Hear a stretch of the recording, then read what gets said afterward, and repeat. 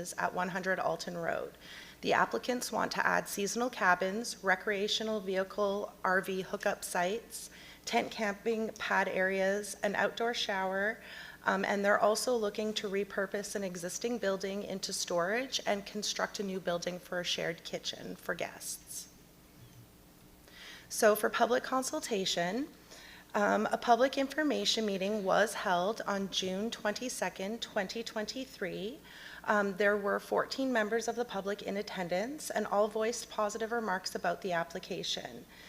Staff also received a letter and a phone call from a neighboring property owner, their co-owners, and they were concerned about tourists wandering onto their property because they do seasonal live baited hunting as a use on their property. So they were worried about garbage and concerns of wildfires. So this is an approximate location of the subject property in East Dalhousie. And this is an aerial photo to show the current structures and the extent of the current build out on the property. They will be utilizing the existing driveway. The property and surrounding properties are all zoned resource, so the N1 zoning. And the subject property and the surrounding properties are within the resource designation on the future land use map. So these are some photos of what the property looks like. So we have the existing structures. The wooded area is typical of the woods that you would find on the property. There is a rock wall delineating the property from the neighboring farming field. And this is the photo of the driveway. So the subject property has an area of 10 acres, which is mostly wooded and located on Alton Road. The property is surrounded by agriculture, rural residential, and as I stated, the adjacent property has the activity of hunting currently occurring on it seasonally. The property generally slopes downwards towards the northeast where it meets the adjacent property of 161 East Dalhousie Road. The subject area and subject property are zoned N1 as I stated, and the subject property currently has a pit privy and some accessory buildings. The first site visit staff conducted, staff walked the property with the applicant and discussed the proposal. Staff examined the nearby neighboring properties and concluded there is sufficient existing buffer between front and side setback of the subject property.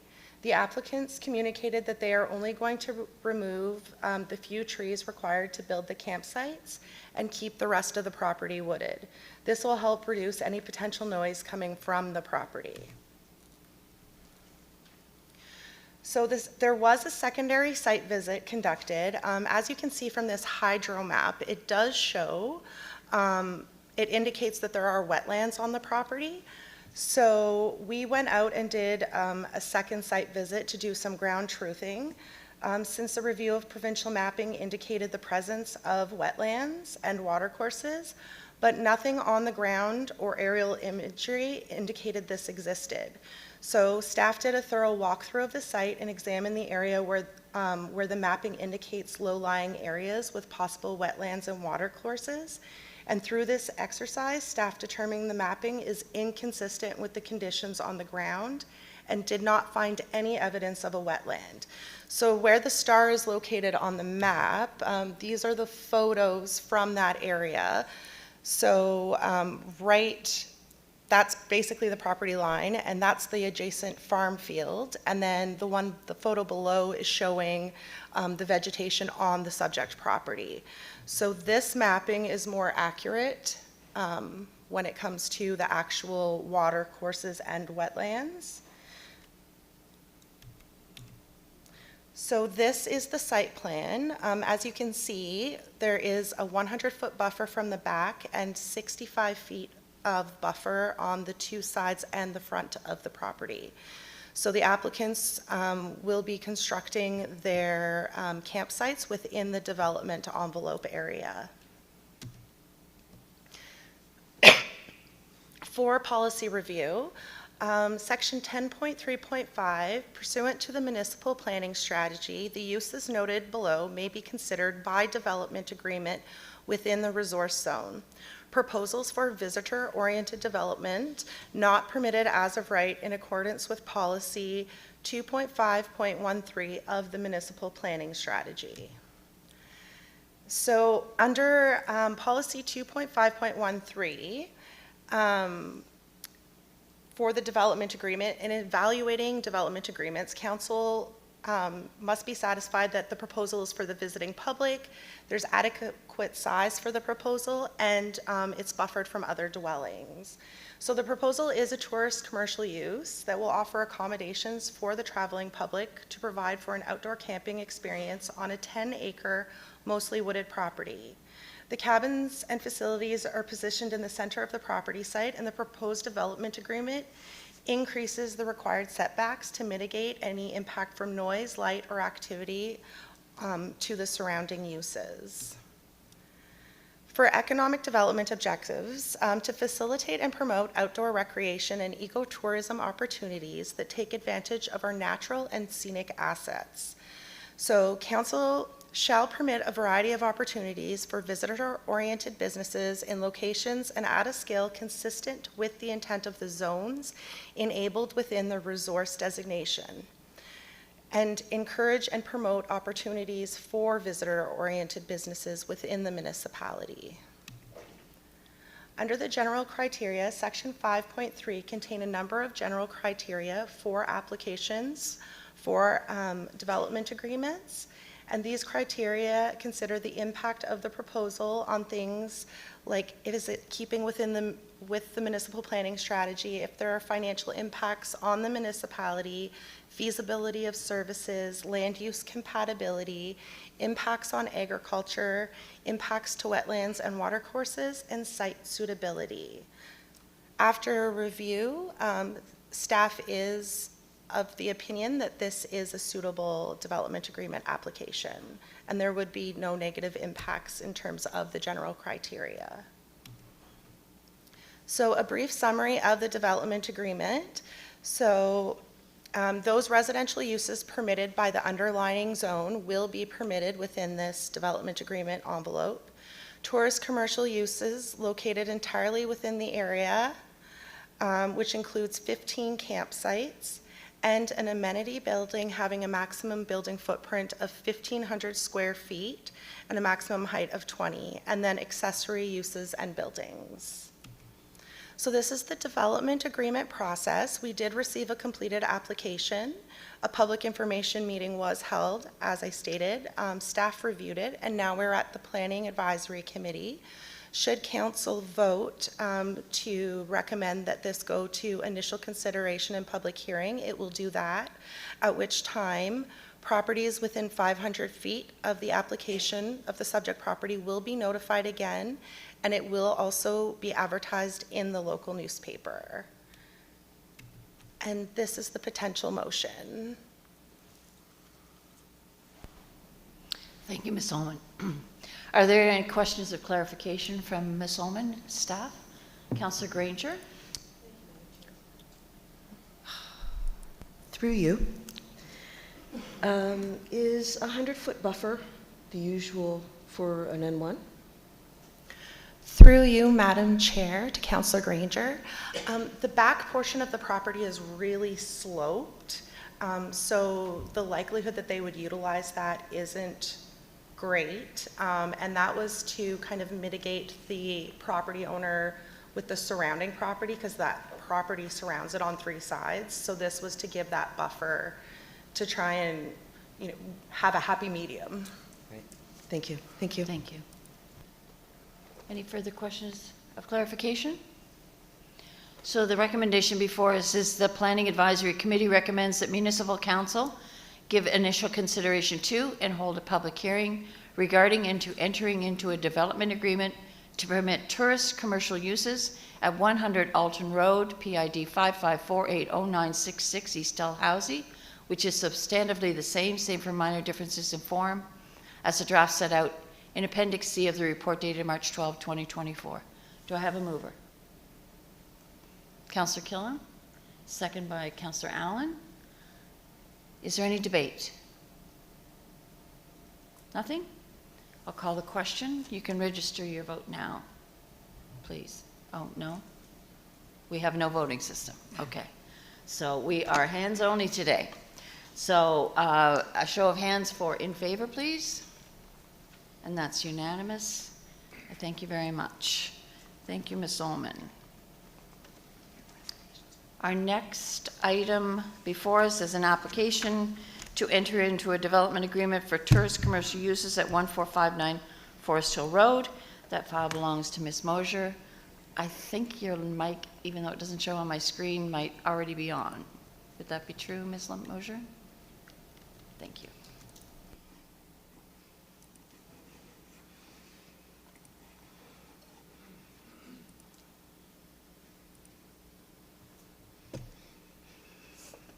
Good afternoon.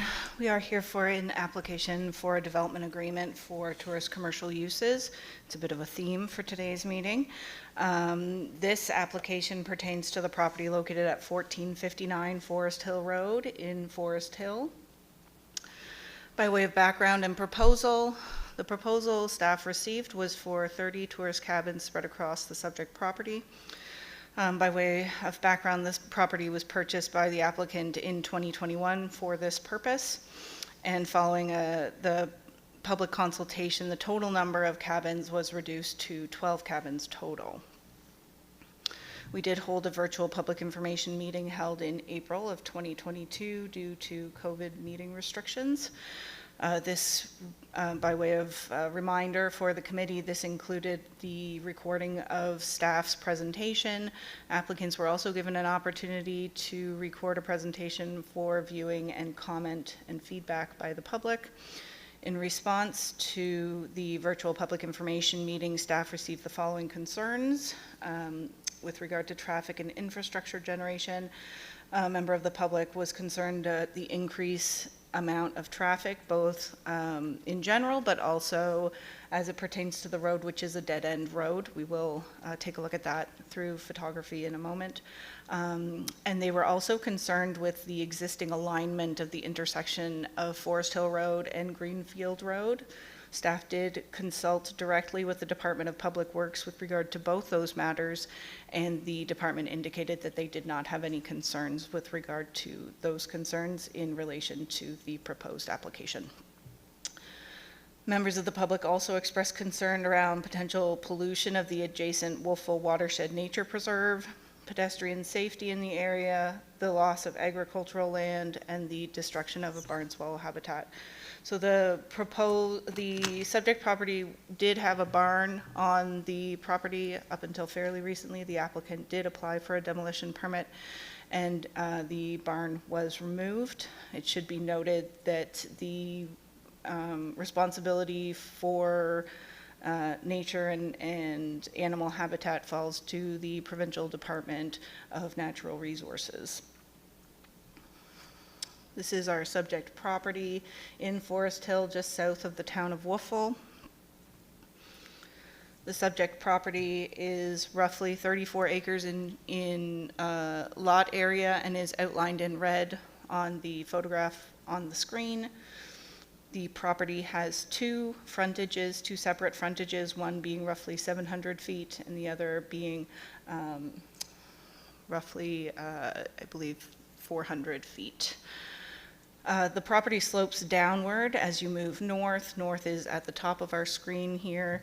The elevation at the roadway is between 700 and 750 feet, and it slopes downward to the rear. It's not even 600 feet at the very rear of the property. So there is a significant slope over the property.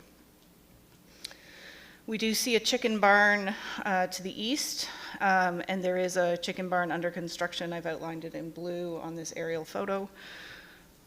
We did not hear from the neighboring property owner with regards to concerns on that operation, although we did hear from members of the public with regard to the traffic generation resulting from that operation. This is another aerial photo of the property.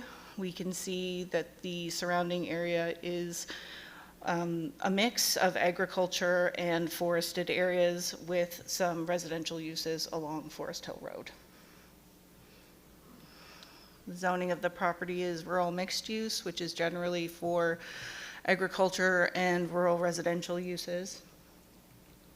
It's also in the agricultural designation on our future land use map. So any deviation from the uses and regulations of the land use bylaw, staff would look to policies pertaining to the agricultural designation in terms of what opportunities are available in terms of a planning application that might come before this committee. So under the Municipal Government Act, the Provincial Act legislating activities by municipalities, our enabling LUB policy, or the MGA requires that the ability to enter into a development agreement be enabled both within the land use bylaw and the municipal planning strategy. And so we look to our land use bylaw under 8.4.5, and it indicates that within the A2 zone, council can consider entering into a visitor-oriented development that are not permitted as of right within this zone. So when we look to our tourism policies, these should be pretty familiar. We just went over them in our last application. Under policy 2.5.13, council is able to enter into a development agreement specifically within the agricultural designation for visitor-oriented proposals, provided that the proposal provides services to the traveling public or visitors, and this proposal is intended to include 12 tourist cabins for use by members of the traveling public. The subject property is required to have an appropriate lot area. So this property has a lot area of 34 acres, which for 12 cabins was considered appropriate. Just for reference, as of right development on this property would result in a similar level of development, if not a greater level of development.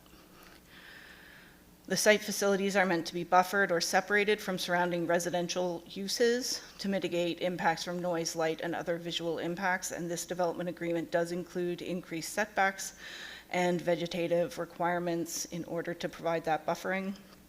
And the condition that prevents the proposal from being permitted as of right in the designation is addressed by the DA. And so for this proposal, staff have limited the number of cabins that can occur, the number of residential dwellings that can occur, as well as increased buffering and setbacks. Council is also meant to consider the general criteria found in policy 5.3.7. So in terms of this proposal, there are no increased impacts, financial impacts on the municipality. Typically, those are associated with increased infrastructure, such as those that fall within our jurisdiction, being local roads, water and sewer services. Land use compatibility, staff are of the opinion that with increased buffering and setback requirements, land use compatibility will be maintained. Staff did consult with the Department of Public Works related to traffic hazards and the adequacy of the road network, and there were no concerns expressed. Similarly, with fire protection, we did consult with the local fire chief, and no concerns were indicated. We did also look into water quality or wetland impacts, and staff do not believe there will be any impacts on lake water quality or wetlands, nor do we anticipate any negative impacts on farming operations. And we also believe that the site is suitable for development in terms of grade. A summary of the development agreement permits 12 tourist cabins having a maximum building footprint of 700 square feet with a 100-foot minimum vegetated setback, and permits an amenity building having a maximum building footprint of 2,500 square feet.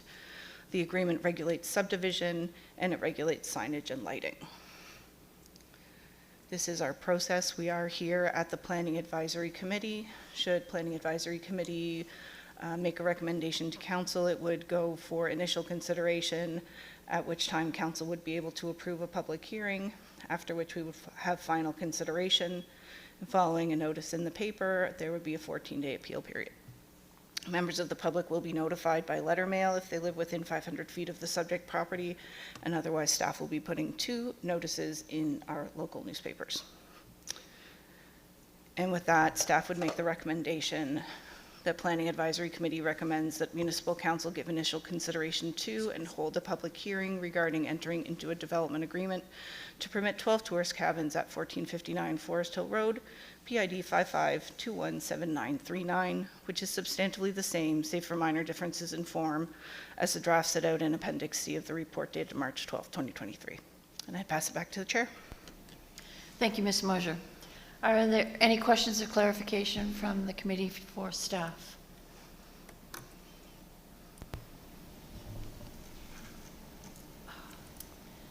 Okay. Mr. Morris?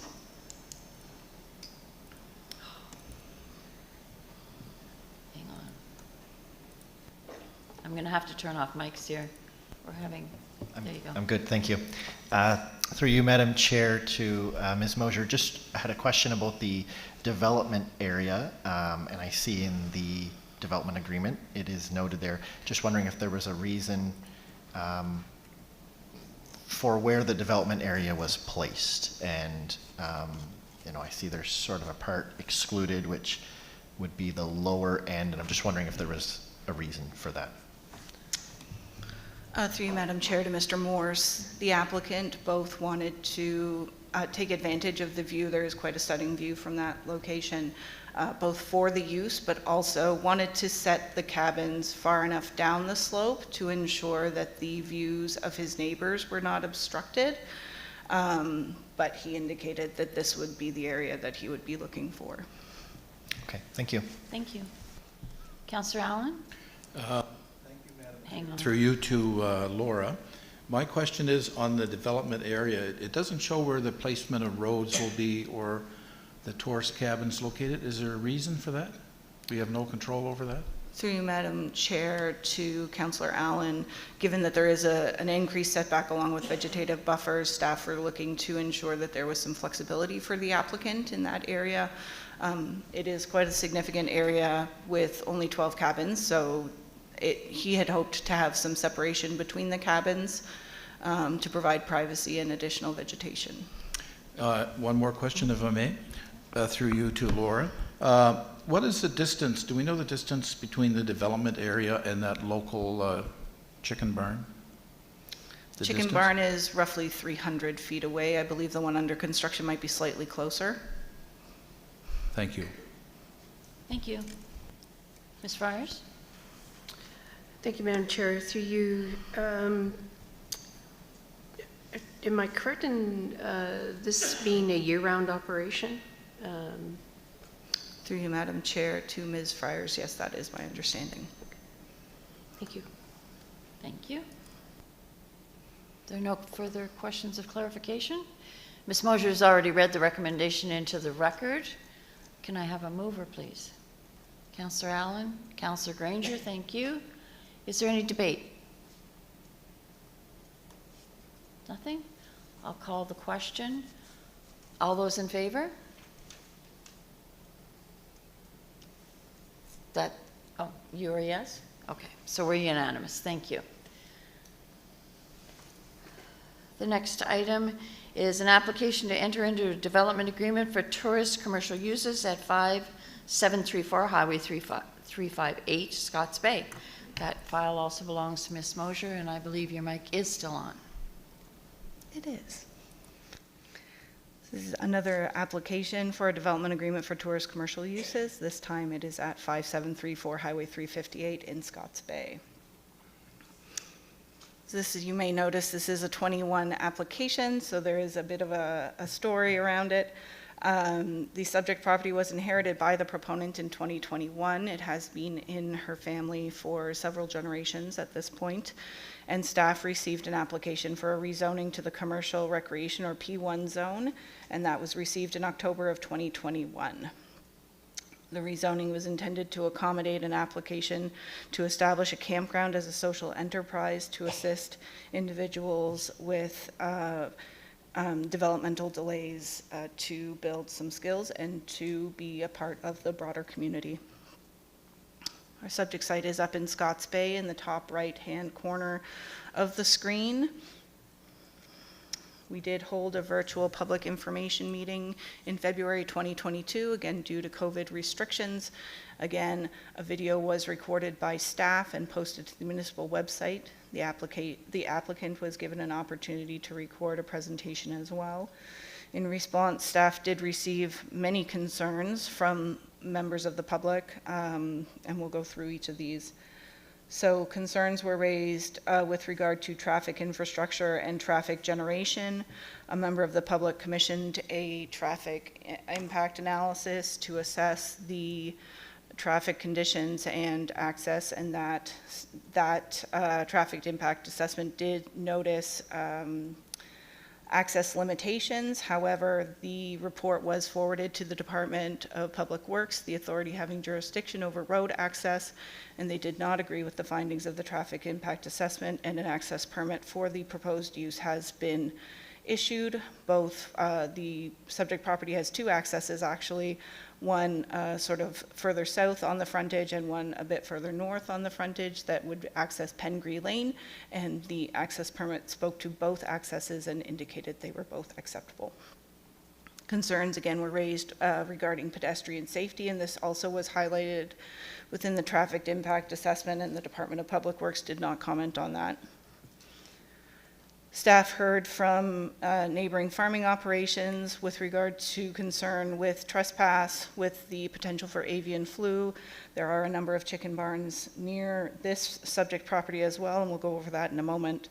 But staff did hear from the Kings County Federation of Agriculture, who indicated that their concerns related to a loss of agricultural land. And staff did hear from the chicken farmers of Nova Scotia, just highlighting some of the sensitivities around chicken barns, and making some suggestions with regard to increased separation. And staff also looked into best practices for avian flu, and it was indicated that waterfowl tend to be major vectors for this type of disease, and so as a result, the development agreement does not permit any accessory uses that would include an open water feature, in an effort to not attract waterfowl to the subject property, and therefore assisting neighboring farmers with limiting avian flu transmission. Staff heard from members of the public concerns related to pollution resulting from septic system on the property, as well as impacts on local wells. And staff did consult with the authority having jurisdiction over both wells and septic systems with regard to concerns around water usage in campgrounds and septic systems associated with campgrounds. And staff from the Department of Environment did not indicate any concerns in that regard. Staff did review the local well drilling reports and did not find any indication that drilled wells are not adequate. Most had good flow, and staff were satisfied that there would not be any negative impacts resulting from either of these, but would also note that septic and well installation is a matter at permitting and would be addressed at that time. Staff heard concerns related to pollution on the salt marsh, so this would be on the other side of Highway 358 in proximity to the beach. I would note that that is a provincial park, and staff would assume from that that the province is looking to have people visit that provincial park and access its natural beauty. Again, staff heard from neighboring property owners with regard to their wells and septics, which has been addressed, as well as the loss of agricultural land. So it should be pointed out that this is within the rural mixed use, or A2 zone. It does not have the same level of protection as the agricultural or A1 zone. And rezonings, as well as a variety of development agreements, are permitted to be considered on A2 lands, as they do not have the same degree of protection, namely because the zone placement policies require that blocks of land within the A2 zone be 60% in area. This zone has been applied to areas where less than 60% of the soils fall within Class 2, 3, or Active 4, in accordance with the Statement of Provincial Interest. We heard concerns around the negative impacts on property values, an increase in noise and light pollution, and an increased number of people on the beach. So impacts on property values are almost impossible to predict, and staff certainly would not anticipate a reduction in property values as a result of this proposal. Again, increased noise and light pollution resulting from the campground are intended to be mitigated through increased separation distances and vegetation. Again, where the beach is a provincial park, it's outside of staff's jurisdiction, and it's not within staff's ability through a development agreement to restrict access to a public beach. Following the public information system, meeting, staff and the applicant, in response to the concerns raised, agreed that a development agreement was a preferred approach for the following reasons. Development agreements enable staff and the applicant to negotiate a greater control over the uses and where they occur on the subject property. It enables staff the increased ability to require greater separation distances and buffering, or setbacks and buffering, and the ability to include phasing within the agreement. These are not available within a rezoning application, and I would also like to highlight some of the uses permitted within the commercial recreation zone, including campgrounds, but also drive-in theaters, golf courses, gun ranges, nonprofit camps, and places of worship. Those uses, including campgrounds, are subject to the following setbacks. Only a 40-foot setback is required from the front, as well as the side and the rear.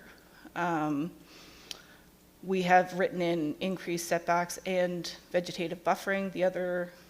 We're not able to require vegetative buffering within this zone. That's a matter that can only be required through a development agreement.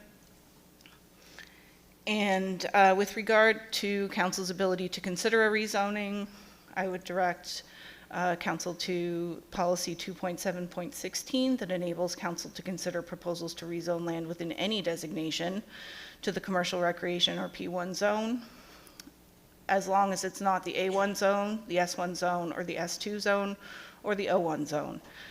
By way of reminder, this property is located within the rural mixed use, or A2 zone, and would be eligible for rezoning. I can also confirm that it meets the minimum lot area and frontage requirements, and we will go through section 5.3 in the general criteria, as that criteria also applies to this application. This is an aerial image of the subject property. We can see that there is farming activity in the area, as well as a fairly significant number of residential uses along Highway 358 in this location. We see chicken barns here. These are the two closest chicken barns at this time to the subject property, and they are located 350 feet away from the closest potential campground. Similarly, we see chicken barns up here further north on Highway 358, and we do currently have a permit for a chicken barn to be located here as well. The subject property, again, I mentioned it has two accesses. One is right here, near the bottom, and one is sort of right up near the top side lot line. And this driveway has a name. It's called Pengree Lane. And we see, this is a closer view of the access from 358. Again, we see one access here for sort of midway down the frontage, and one closer up to the top. This is Pengree Lane. This is the traditional farmhouse that was on the property. Although there are two other dwellings on separate parcels, but within the outer boundaries of this property. The first is right here, and the second is further down Pengree Lane. This is the one we just looked at. This one is further east on Pengree Lane into the area where it's a bit more vegetated. As I mentioned, the zoning is rural mixed use, or A2. And again, our designation is the agricultural designation, so those would be the policies we would look to. Similar to our last application, the enabling LUB statement indicates that council can consider visitor-oriented development agreement applications that are not permitted as a right in accordance with policy 2.5.13 of the municipal planning strategy.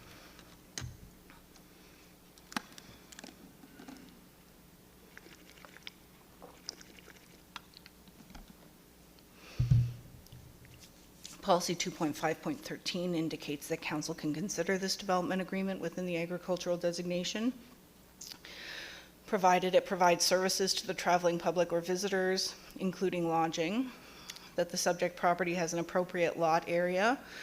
So a campground does provide lodging to members of the traveling public and may also include other special attractions. The subject property has a lot area of over 98 acres, so staff are satisfied that that is an appropriate lot area. It requires that site facilities are buffered or separated from surrounding residential dwellings to mitigate impacts from noise, light, and other visual impacts, and we can go over that in the summary of the development agreement.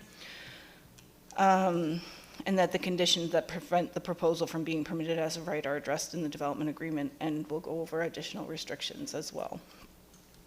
And finally, council are meant to consider our general criteria, which include the following.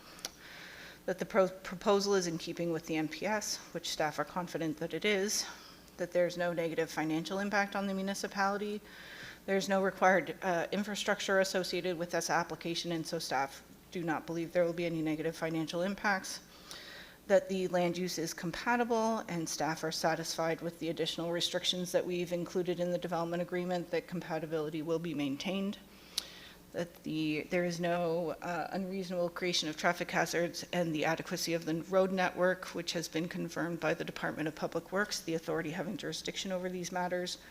We have consulted with the local fire chief, or well, the deputy fire chief actually, who indicated that services were adequate for this location. Staff are satisfied that given the separation from the local salt marsh, that there will not be any negative impacts on lake water or nearby wetland quality. Staff believes that the additional restrictions within the development agreement will mitigate any negative impacts on farming operations, and staff are also satisfied that the site is suitable in terms of grades and other matters. So by way of summary for the development agreement, the development agreement provides for the following. It permits the development of a campground. It limits the total number of campsites. It requires an increased setback of 75 feet from all side lot lines, and requires that these areas be vegetated, whether through natural growth or through the addition of additional vegetation.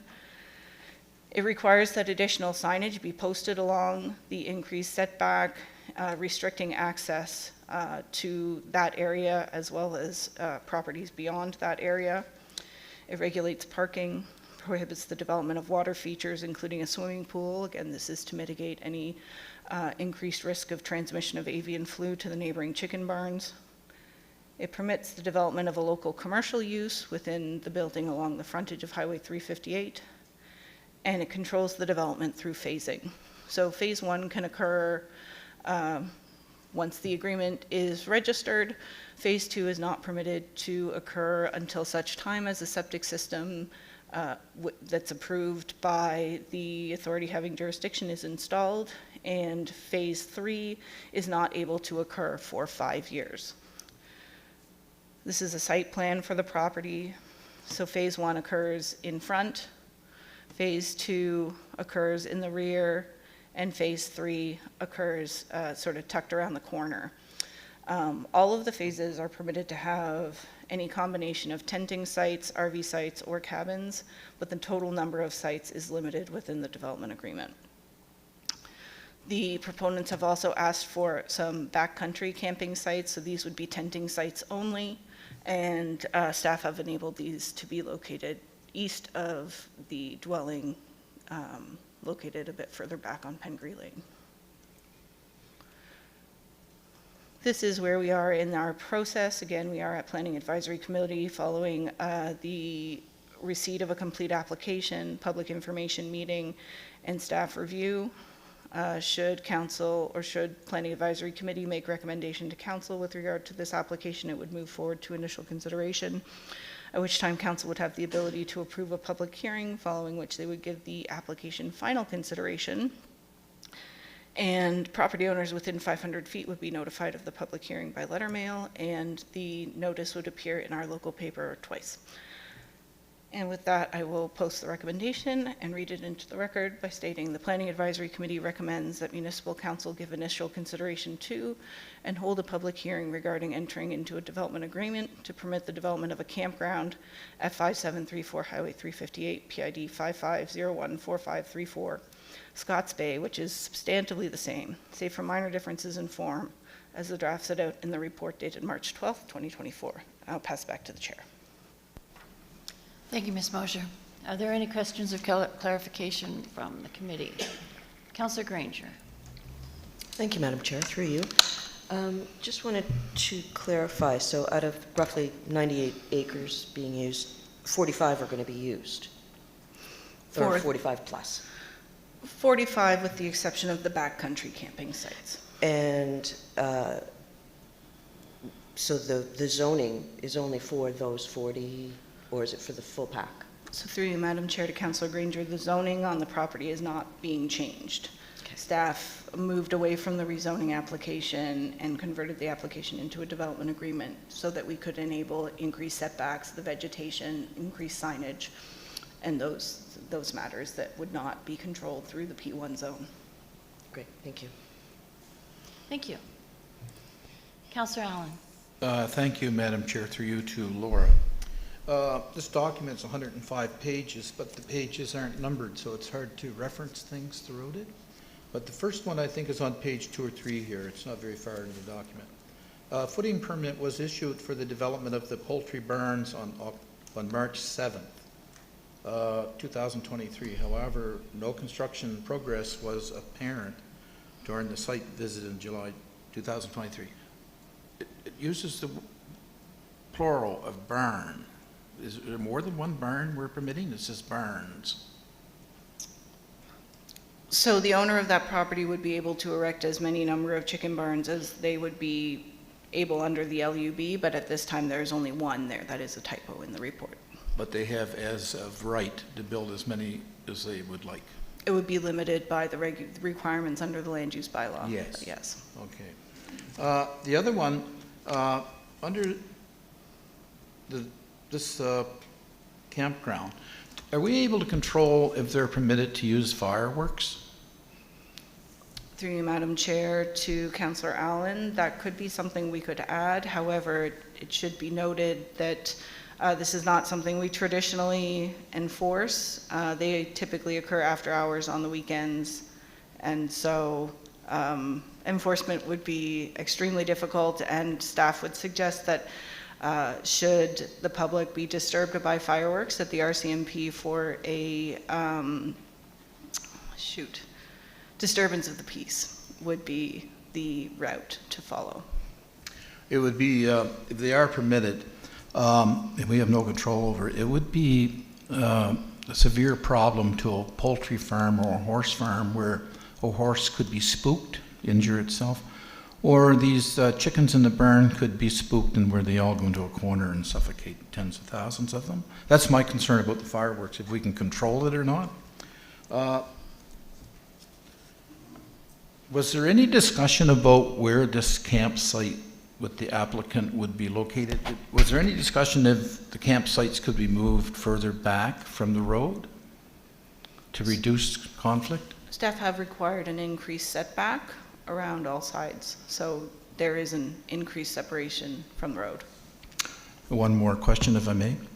The proposed new barn, I was over to Scotts Bay Provincial Park yesterday, and on the way back I drove down Huntley Street. And I did notice it appears the building pad has been constructed and placed for this new barn. And there appears to be markers for the location of the foundation. So once this new barn is built, what is the distance to the nearest campsite?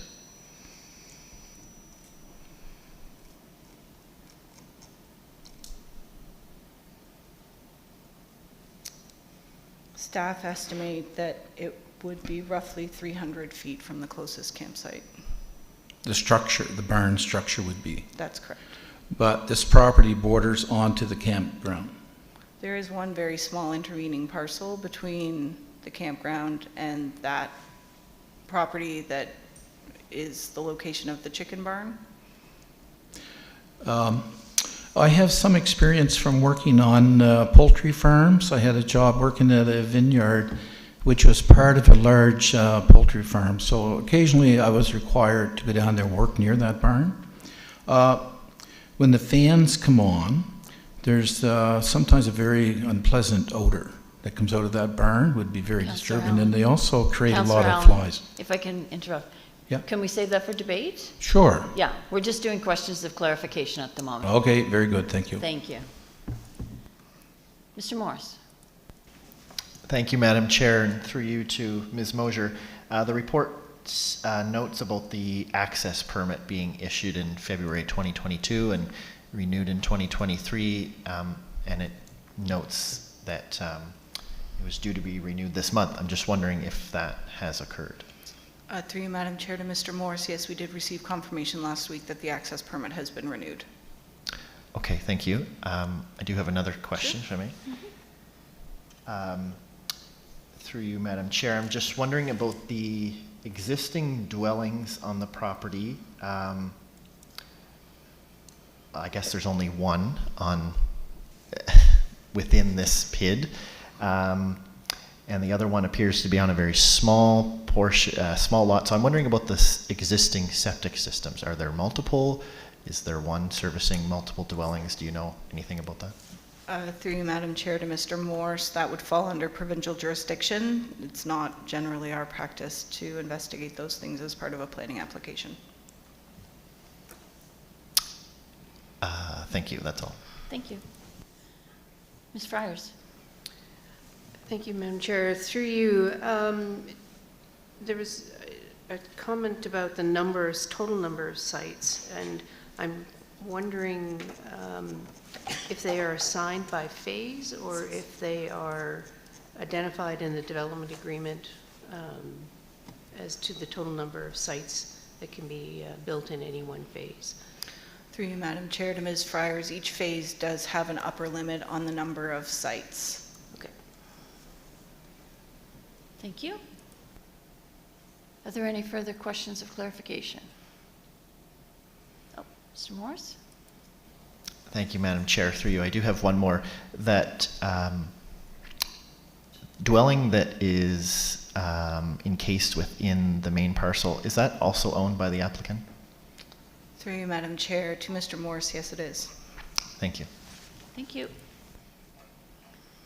If there's no further questions of clarification, can we have the recommendation back up on the screen, please? Whoops, there we go. Ms. Mosier has already read this into the record. Can we have a mover? Ms. Friars, a seconder. Councillor Killam, thank you. And now debate. Councillor Allen, would you like to open? Sure. One of the concerns I have, this type of poultry barn, when it's constructed, normally the chickens are harvested every 5 to 7 weeks. And in that period of the 2 weeks from between 5 and 7 weeks, there's usually large transport trucks show up in the middle of the night, and these chickens are harvested basically in the middle of the night so that they can arrive at the processing plant before the crew to process them. So my concern is, and I've been around when this is happening, these semi-transport trucks show up. They come with loader apparatus that has backup beepers that if you're close in a tent, you're bound to hear the noise of that backup beeper going all night long. I'm not sure how happy someone in a tent will be. If that happens, it would be very disturbing. You wouldn't get a good night's sleep. So that's one of the main concerns when you get too close with this poultry barn. The trucks that arrive park on the outside of the poultry barn, so it could be between the poultry barn and the campground boundary. So it could be quite a bit less than 300 feet. That's my concern. Thank you. Thank you very much. Councillor Killam. Thank you, Chair. I'm in favor of pushing this through to a public hearing because of the interest that this application has had, and I wanted to express the reason that I wanted to recommend that this go to a public hearing. I want to hear from the community and those that are interested in this particular project. Thank you. No further comments? Oh, Councillor Allen? Thank you, Madam Chair. I agree with Councillor Killam. I believe the whole process needs to go to a public hearing, so I will vote today in favor that we have a public hearing. Thank you. Thank you. I agree with Councillor Killam and Councillor Allen that ultimately the decision on this application lies with council. And I think that public hearing is called for, and that this applicant is entitled to due process. So I will be voting in favor. So with that being said, I'll call for the vote. All those in favor, show of hands, please. And that is unanimous. Thank you very much. Our next application is to enter into a development agreement to permit additional residential units in dwellings under construction on Aldershot Road, and that file belongs to Ms. Jacob. And I think your microphone is permanently on.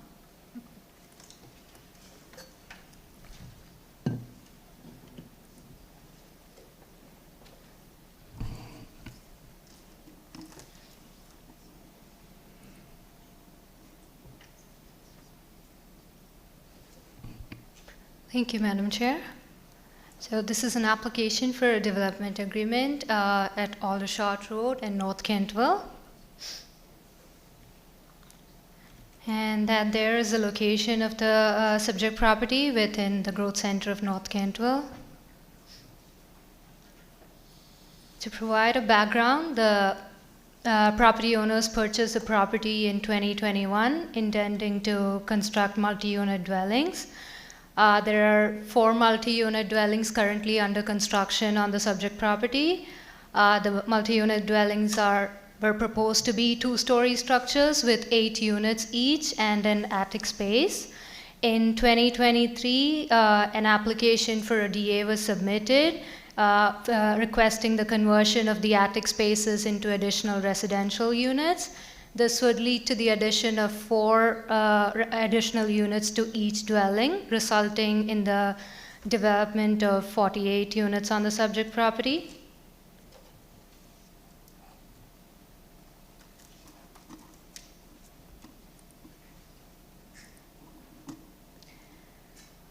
This was a plan submitted by the applicant along with the application. So this is used just for reference. So the property has 2 accesses, one from Aldershot Road from over here and the other from Giffen Court. And this red rectangle over here shows the outline of a common basement that is used for parking, that will be used for parking. And the 4 buildings that we see here are the proposed multi-unit dwellings, and each dwelling will have 12 units each. And each dwelling will have a separate entrance which can be accessed via Aldershot Road or Giffen Court. The parking, as I said, will be in the basement for all residential units, and there will also be visitors parking near the 2 entrances. The vehicular access to the basement is only via Aldershot Road from here. So as mentioned earlier, the property is within the growth center of North Kentville and has a lot area of 1.49 acres. There are 2 frontages, as mentioned previously, one on Aldershot Road, measuring approximately 41 feet, and the other one on Giffen Court, measuring approximately 85 feet. And there is also this short access way from Aldershot Road to the property, within the property. This access, the DPW requires this access, short access way to be shared with the property owners on either side of the axis. And this over here is the main developable area of the property. This is currently excavated and the foundations are being laid out. The vegetation on the property has been cleared for construction. The neighboring properties are mostly 1-unit dwellings.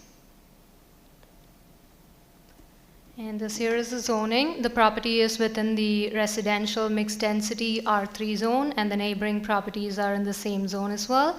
The R3 zone is intended for a variety of residential, permits a variety of residential units, including dwellings, including multi-unit dwellings.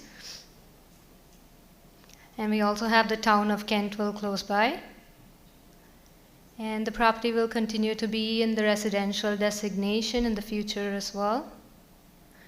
Some of the photographs of the site.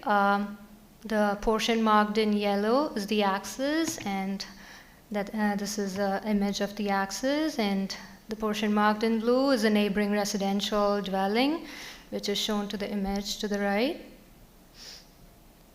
And the area marked in blue is again neighboring residential dwellings. The area in yellow shows a view of the property this way to the property, and this unit over here is shown on the image over here on the image. And this gives the blue portion is the north side of the property, the image over here. And the yellow portion marked in the map is the south side, again, vegetation, and there is also residential dwellings on the side. Public consultation, public information meeting was held on October 24, 2023 at the council chambers. 87 property owners were notified about the public information meeting and the application within 500 feet of the subject property, and around 10 members of the public were present at the meeting. A lot of questions and concerns were raised. The majority of the questions and concerns were regarding the potential increase in traffic and emergency access, potential changes to the property values in the neighborhood. There were also other questions regarding access, parking, water supply, garbage collection, stormwater runoff, and the types of units provided, whether the units would be pet-friendly, and the population increase and how it would impact a quiet neighborhood.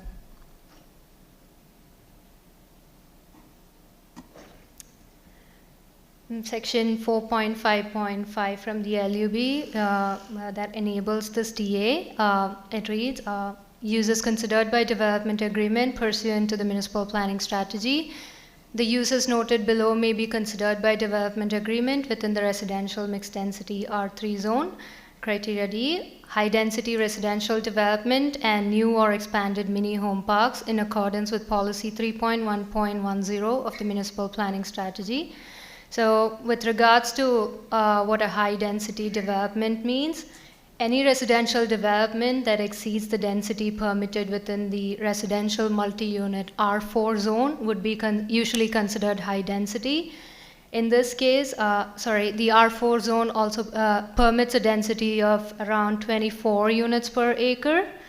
The density of the proposed development, it has 48 units on 1.49 acres, and this is greater than the density permitted within the R4 zone, and would therefore be considered a high-density residential development. Now, moving on to policy 3.1.10 that enables this application. Policy reads, consider only by development agreement proposals for residential development that exceeds the permitted density or height permitted under the land use bylaw in the residential designation. In evaluating such development agreements, council shall be satisfied that A, the proposal has frontage on or near a collector road. So the development has frontage on Aldershot Road, which is a collector road, and also Giffen Court, which is a local road. Before I move on to the other criteria, just want to clarify something. This policy was amended recently, and the amendment has been sent to the provincial director for review. So we are still awaiting a response. So since it was approved by the council at the session held on February 6th, both the amended policy and the original policy are in effect. And this policy on this slide right now is the amended policy. I will also review the original policy in the coming slides. Moving on to criteria B, The design, scale, and location of the buildings is sensitive to the surrounding land uses. So, with regards to that criteria, this was the site plan that was submitted for the 32 units that was initially proposed. The addition of the 16 units is not going to change the location of the buildings that is shown here, and or the design. The proposed units, the additional 16 units will be located on the attic spaces of these buildings, the proposed buildings. And the design staff believe that the design also provides an appropriate transition. So instead of concentrating all the units within a single multi-unit dwelling, the proposed development breaks down the development into 4 separate multi-unit dwellings with 12 units each.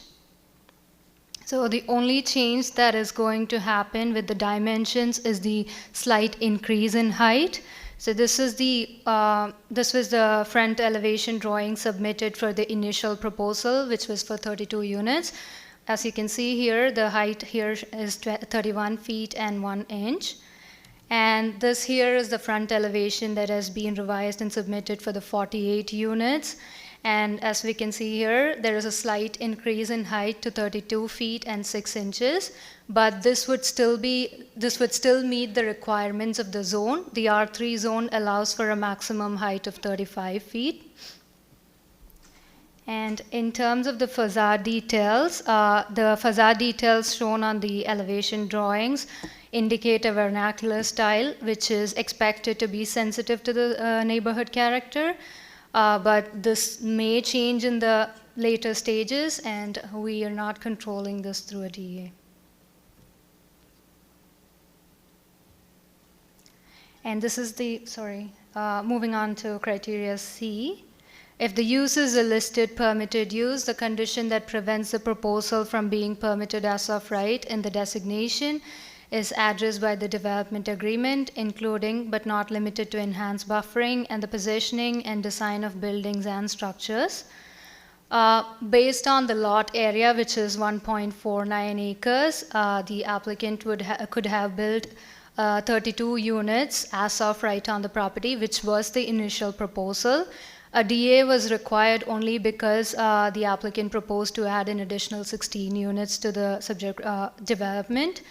The addition would not have any huge impact on the design scale or location of the development, as I mentioned earlier.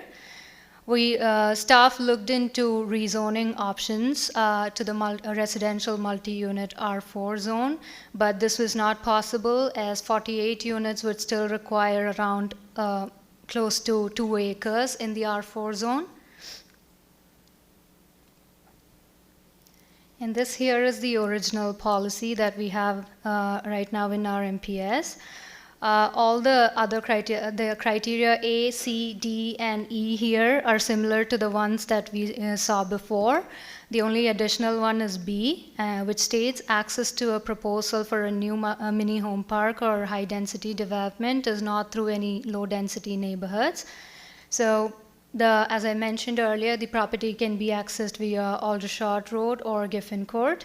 Aldershot Road is a main transportation corridor, and main transportation corridors, according to the council, are intended for greater development densities.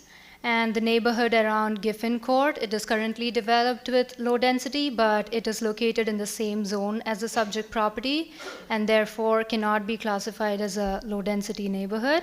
So staff do not have any concerns regarding this criteria either. Moving on to policy 5.3.7, general criteria. The application was assessed against a set of criteria within this policy, and the application was found to be in keeping with the intent of the MPS. It is not in conflict with the municipal bylaws or regulations, and there is no financial impact on the municipality because of the proposal. The proposed residential use would be compatible with the surrounding residential uses. The development is within proximity to schools, recreation, and other community facilities. Staff contacted the municipal engineering department and confirmed the adequacy of sewer services. And the town of Kentville has also confirmed the adequacy of water services for the development.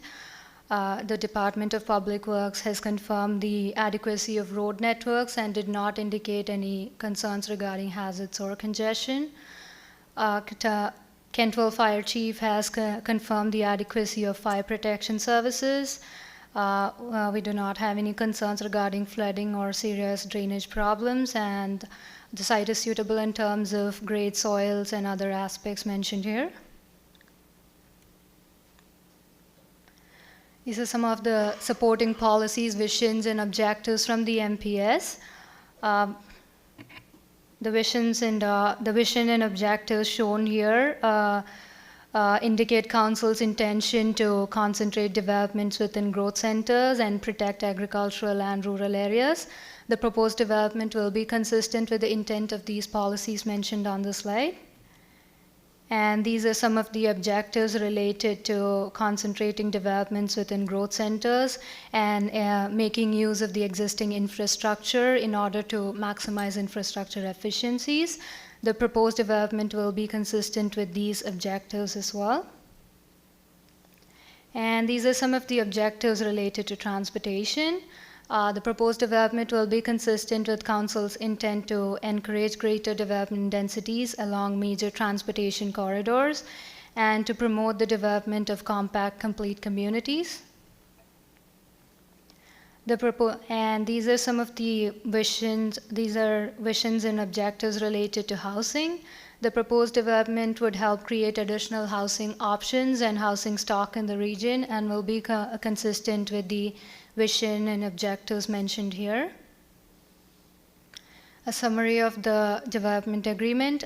So the DA enables 4 multi-unit dwellings containing 12 units each, and it regulates the location of the buildings and the height of the buildings, and it also requires a provision of amenity spaces between the buildings. In terms of the process, we are at Planning Advisory Committee. As I mentioned earlier, a public information meeting was held in October last year, and an AAC was not required for this application. If the Planning Advisory Committee makes a positive recommendation, the application will go for a first reading, and then will be forwarded to a public hearing. Again, properties within 500 feet will be notified for the public hearing, and it will also be advertised in the local newspaper. And staff believe that the proposed development will be consistent with the intent of the MPS, and staff are forwarding a positive recommendation, and that's a recommendation up there. I conclude my presentation and pass it back to the chair. Thank you, Ms. Jacob. Are there any questions of clarification from the committee? Councillor Killam? Thank you, Chair. Just a question whether the proponents of this project have indicated the number of affordable housing units that may be part of this project. And I guess affordable is something is out there on all ends, but maybe 30% of income levels, this sort of thing. Ms. Mosher? Through you, Madam Chair, to Councillor Killam. While the MPS doesn't require a certain number to be affordable, I have, in discussions with the proponent, he has indicated that he is exploring some CMHC funding opportunities in an effort to ensure that these will be, if not affordable, certainly more attainable. Thank you. Thank you. Mr. Morris? Thank you, Madam Chair. Through you to Ms. Jacobs, just a question. First one, so as I understand it, the development that has taken place so far was done as of right, is that correct? Through you, Madam Chair, that is right. Okay, thank you. And my second question is, just 1 second, I just had it up here. Policy 3.1.10 states that the access can't be through low density neighborhood. So just my question is, are staff considering, because the underground access is from the other street that's satisfied because there will only be a few cars coming through Giffen Court? Through you, Madam Chair, I believe here what we are referring to would include both accesses, the one from Aldershot Road and also the one from Giffen Court. With Aldershot Road, we don't have any concerns because it's a collector road, and with Giffen Court, it's because it is within the same zone as a subject property, which is intended for around medium density, low to medium density. So we do not have any concerns regarding that. Okay, fair enough. Thank you. Thank you. Are there any further questions of clarification? Can I have the recommendation back up, Ms. Jacob, please? Sorry. Okay. I was like, someone else would do it. So the recommendation before us is that the Planning Advisory Committee recommends that Municipal Council give initial consideration to and hold a public hearing regarding entering into a development agreement to permit 16 additional residential units within 4 approved multi-unit dwellings on the property located at Aldershot Road, PID 55046056 North Kentville, which is substantively the same for minor differences in form as the draft set out in Appendix F of the report dated March 12, 2024. Do I have a mover, please? Councillor Killam? Mr. Morris, thank you. Is there any debate on this? No, I'll call the question. All those in favor?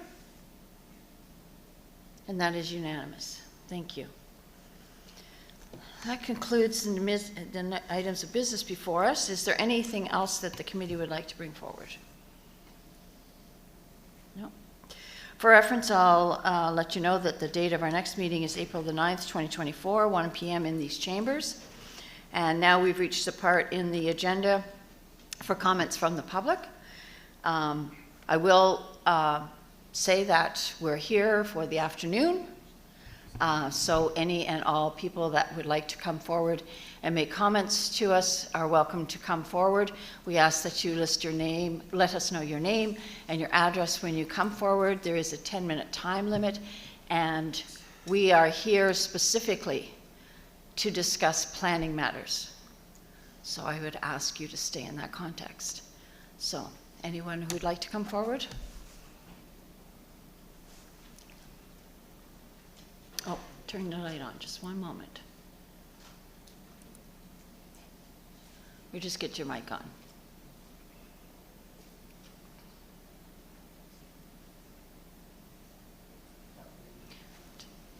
We need a red light here. We're just trying to make that happen.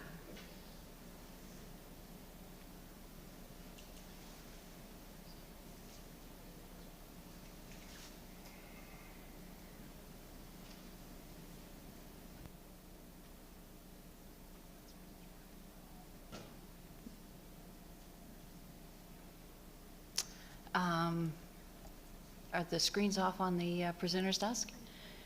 Okay, so maybe we can ask them to sit at the presenter's desk and we'll use that mic because we want to make sure that we have it on the record. So you'll get to sit instead of stand.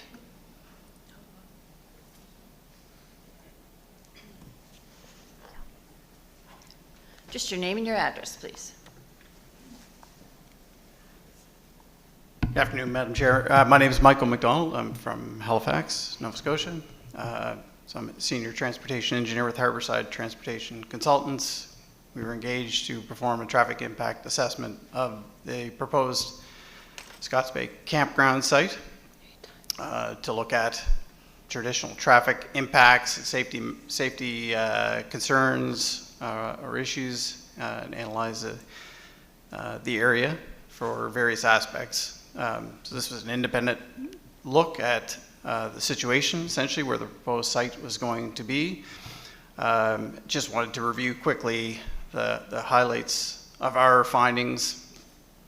We looked at existing traffic. We collected traffic turning movement volumes. We collected speed data at the site. In close proximity to Pengree Lane, and Wharf Road through the 2 horizontal curves at the proposed site entrance. We reviewed the proposed site plan and reviewed and measured the site distance available at the access points, at the proposed access points. We also looked at pedestrian facilities that were in existence at the site, in addition to what we believe will be the interactions and activity of the proposed development that's going there. So it's our understanding that it includes the new campground.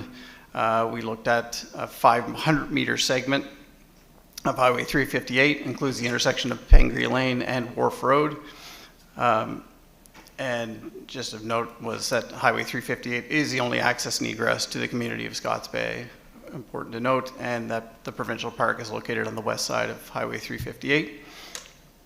Highway 358 is a rural 2-lane highway, narrow unpaved shoulders, posted speed limit of 70 kilometers an hour. As was mentioned, is owned and maintained by the province Department of Public Works.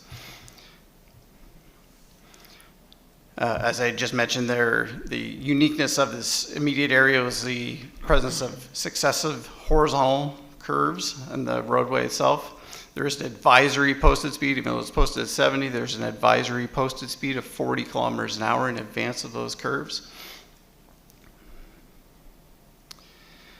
Specifically on Pengri Lane, it's a private roadway, cul-de-sac or dead end, fairly narrow unpaved surface. Unable to accommodate two-way travel in its current form. It's stop control approach to Highway 358, but there's also additional private driveways that intersect almost the exact same location as the Pengri Lane Route 358 intersection.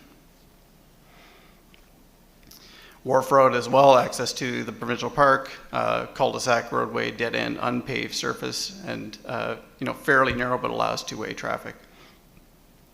We measured traffic volumes and speeds in October of 2023 in the vicinity. We found that approaching outside of the the horizontal curves that are 85th percentile speed, or the percent speed that 85% of vehicles travel below, was measured at above 70 kilometers an hour in both directions. We also found that our average daily traffic was in the range of 334 vehicles per day. Our peak hours were in the morning, that traditional peak hour of 8 to 9, and 5 to 6 in the afternoon. But the maximum volumes that we were seeing were later, 10 to 11 in the morning and 2 to 3 in the afternoon was what we were seeing at this site.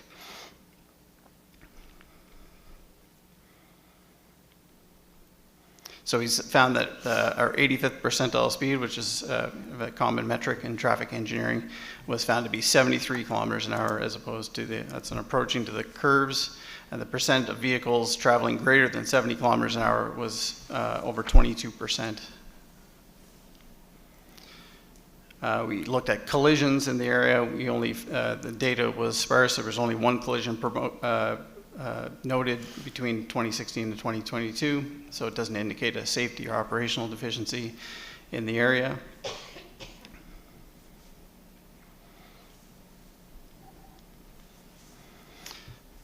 Most importantly, we reviewed site distance. So that's available, as the term would tell you, available distance that a person can visually see, either intersections or vehicles or whatever the different metric might be. So just to review that quickly, we looked at stopping site distance. So that is the distance required for a vehicle to come to a stop after seeing a car or some sort of object in the roadway. The distance required for a vehicle to stop. So stopping site distance was one.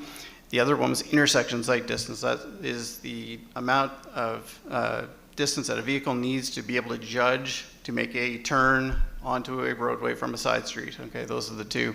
It's important to note that, as mentioned earlier, Public Works didn't have an issue. They only measure stopping site distance or evaluate stopping site distance and not intersection site distance. So we found no issues with stopping site distance, and thus the non-issue coming from Public Works with respect to that metric. However, we did find issues with intersection site distance. So you can imagine the vehicles, in this case from a campground, perhaps it might be larger vehicles that are turning on to Route 358, making that slow left turn out, headed back south on Route 358, and the lack of distance, being able to view to the right, coming around the horizontal curve, that was our main concern with the visibility at the intersection of the proposed intersection itself. So it doesn't meet the requirements for the speeds we were measuring, nor does it meet it for even the advisory speed of 40 kilometers an hour in that direction. So the left turn coming out of the campground, dealing with vehicles coming from the north or coming from Scotts Bay itself.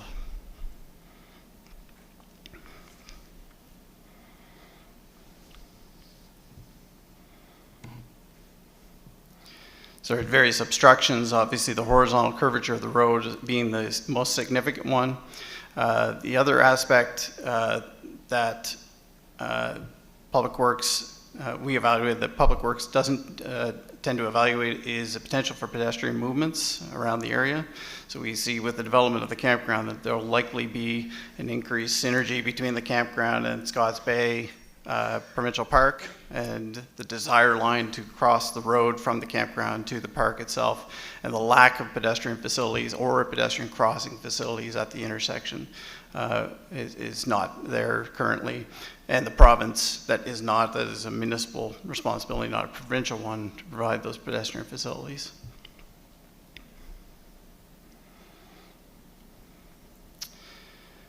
The other major issue that we saw as far as seeing things in the field was the uniqueness of the level of truck traffic that was mentioned a bit earlier, obviously attributed to the chicken farming operations that are nearby. And with the very tight horizontal curves nearby here, we would routinely see trucks that would, as they navigate through the two horizontal curves, crossing the center yellow line to make their movements to those back-to-back reverse curves periodically as they navigate through the area, which could lead to conflicts, especially as traffic increases and the presence of more larger vehicles navigating through the site.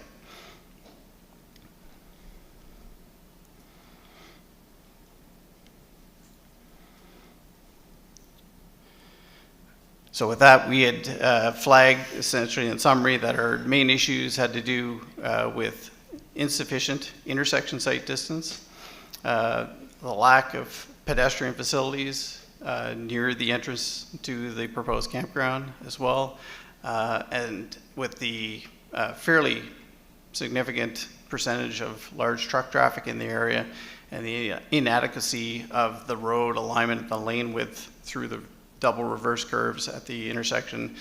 Those are the main points that led to our recommendation that there needs to be further study and perhaps mitigation measures before the campground is put in place. That's all. Thank you. Thank you for your comments, Mr. McDonald. And I would point out, with all due respect to your expertise in this matter, highways is the exclusive domain of the province of Nova Scotia. So it does not necessarily come into consideration in our planning. Okay, next person, please. Over here, please. Oh, sorry. That's okay. Just your name and where you live. Teresa Steele. Thank you for letting me speak. I just wanted to add to Mr. say about Mr. McDonald. He is the president of engineer, or is it chairman? Or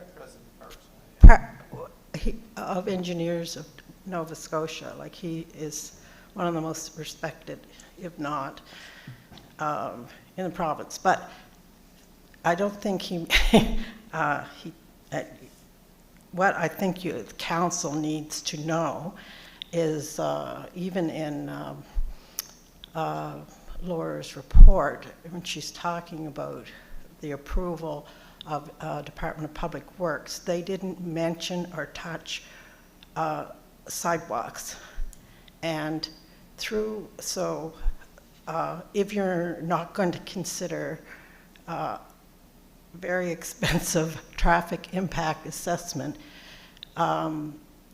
because of the other things to do with sight lines or whatever, it is 100% sure recommended that the county of Kings County will have to provide safe sidewalks for pedestrians to cross the street to get to a public beach.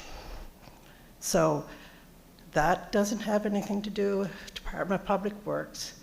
We've already provided this county with a traffic assessment by the top professionals, probably in the province, who work in Kings County have in the past,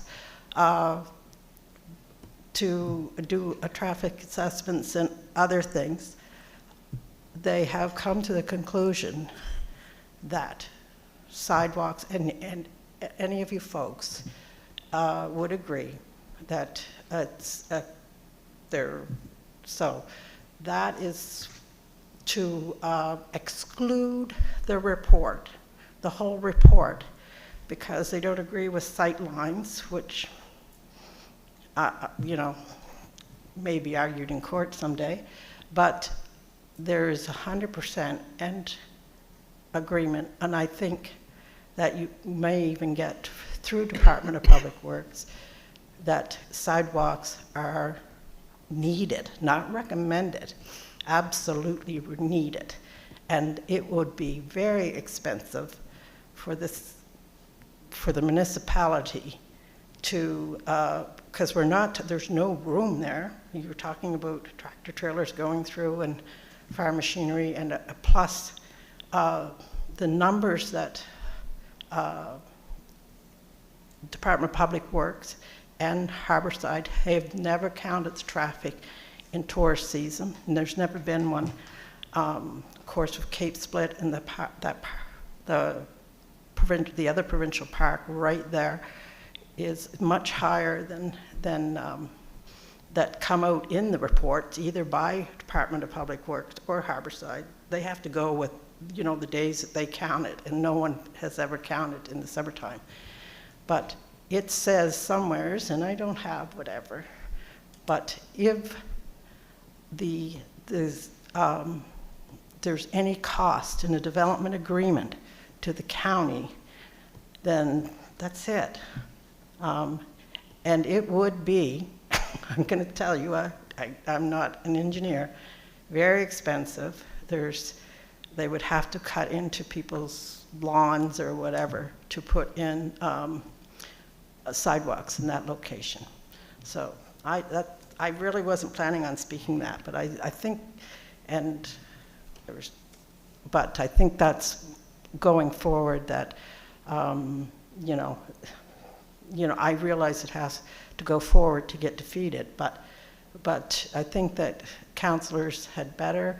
I've been told by, I think I'm off rattling now, by other councillors that quite often the councillors, how they vote at PAC, they carry that vote forward to when there's a full council. And I would just advise my honorable members to keep an open mind, and because I don't think that in the presentation of the planner that there's a lot of information missing. It's okay? Okay, thank you very much. I've been notified that to make the mic here at the center work, we would need to take a 10-minute reboot. If everybody's okay with using that mic, then we'll just carry forward. Is everyone okay with using that mic? Okay, let's go. Over here.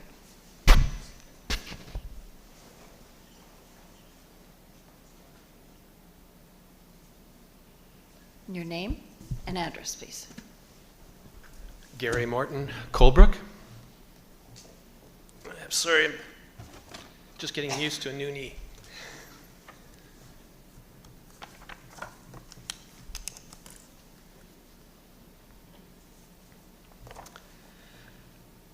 Good afternoon, Madam Chair, councillors, public.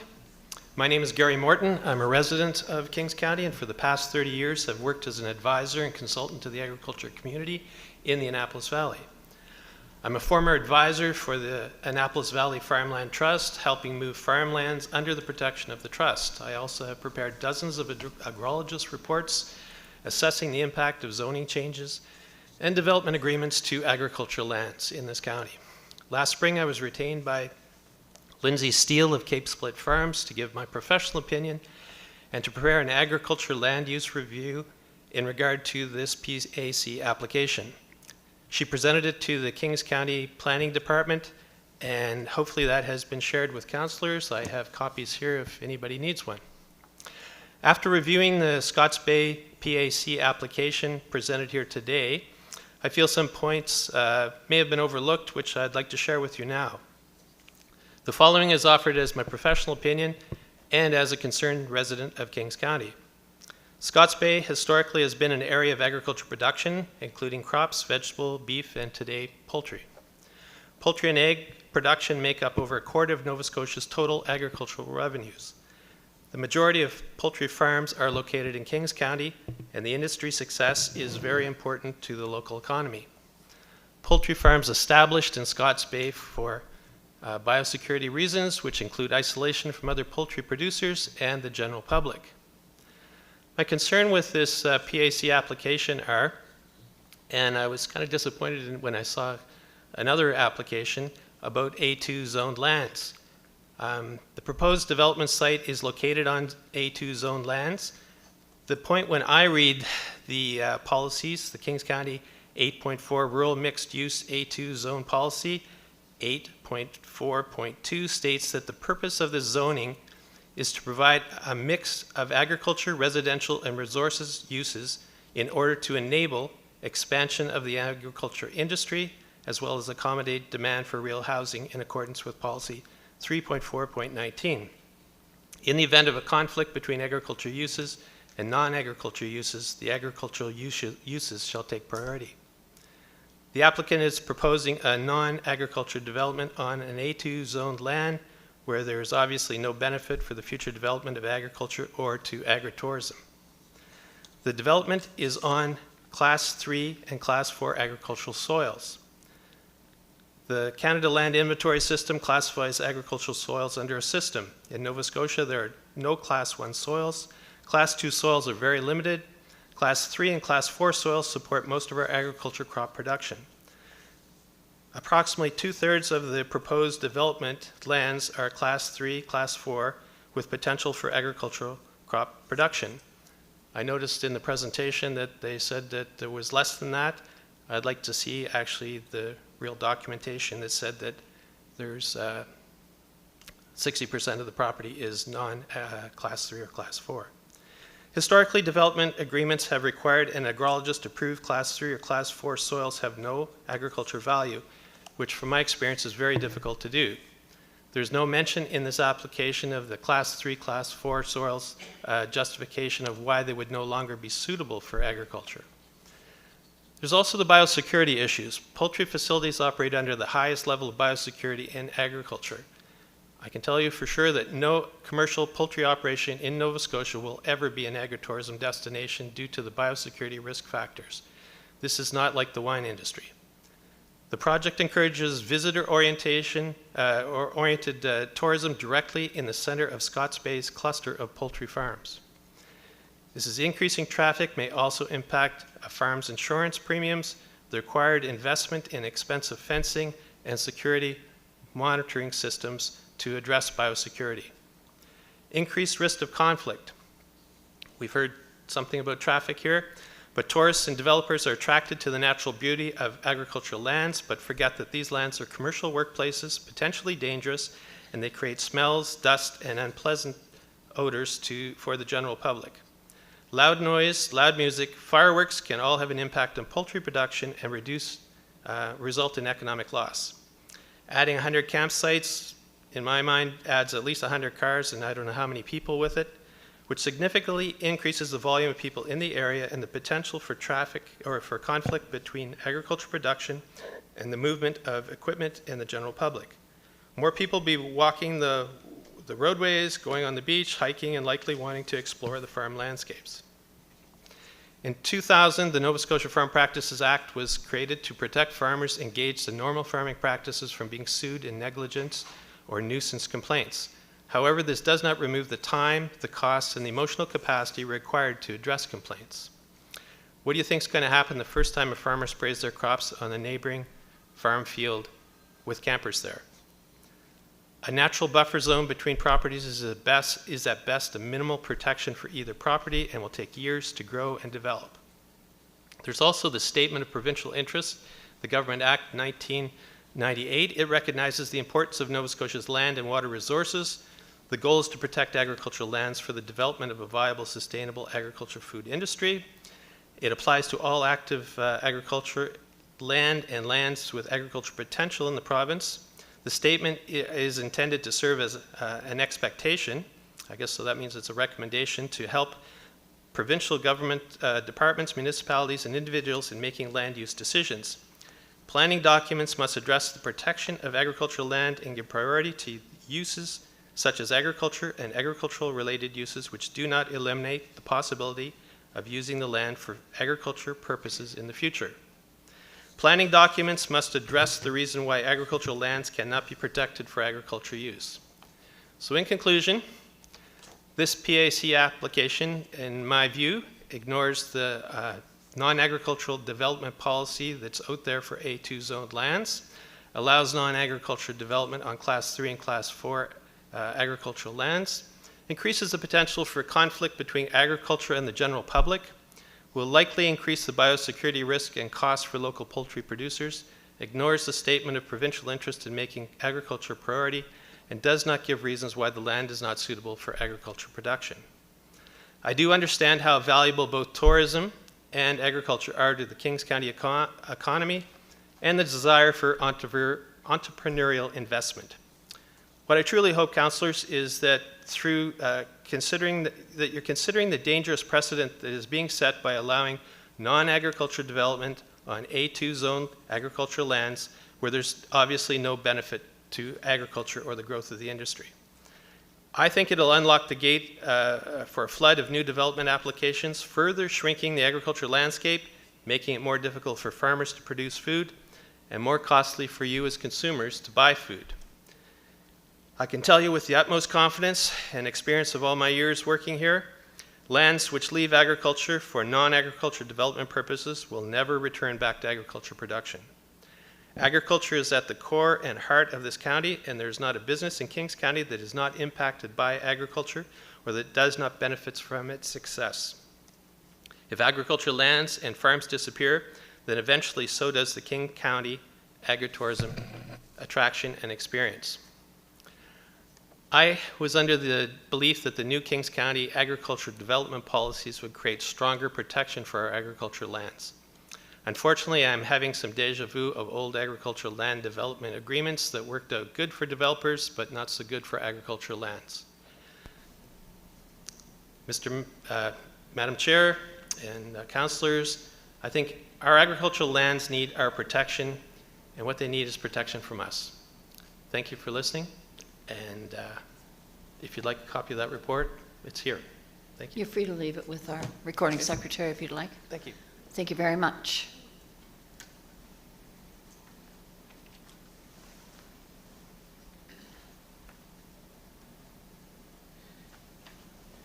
Thank you, Madam Chair and councillors. He is the expert, hard to go after. Could we have your name and your address, please? Of course, I'm going to get there. It's Mike Lightfoot.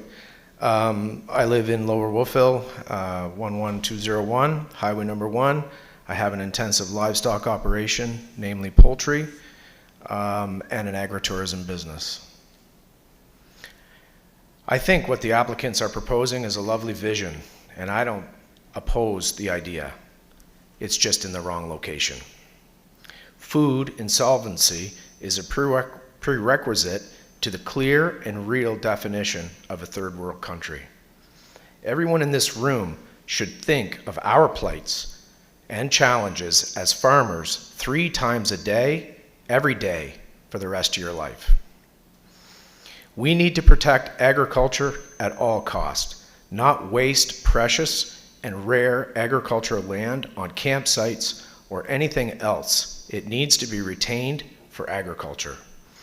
Class of soils should be thrown out as a predetermination of the value of agricultural land, as the worst land and the worst soils in the province makes the very best vineyard land, for instance. So the class of soils has been argued over for years, shouldn't even be an argument anymore. Some of the most valuable agricultural land in the county is the poorest soils that hold the county's Burgoyne vineyards.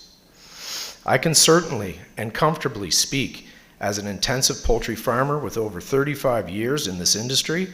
This is loaded with major conflicts. Flies, noise, smells, and an extra 75 feet is proof that whomever suggested this is totally disconnected with the realities the proposed use would be subject itself to.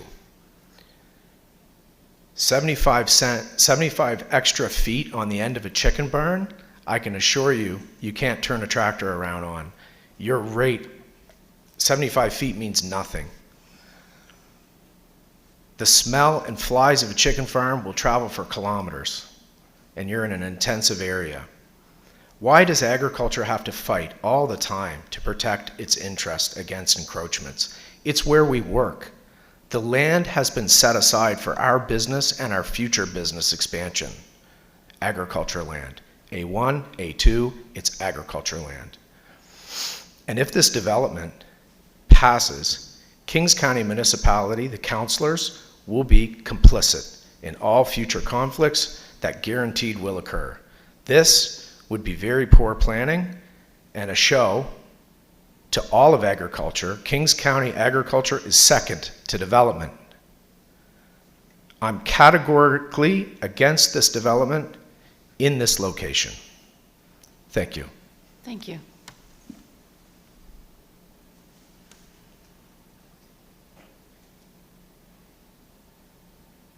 The mic is open.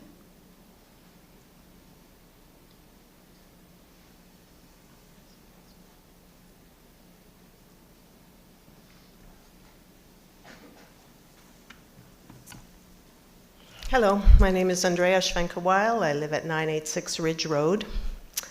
It's very familiar this day.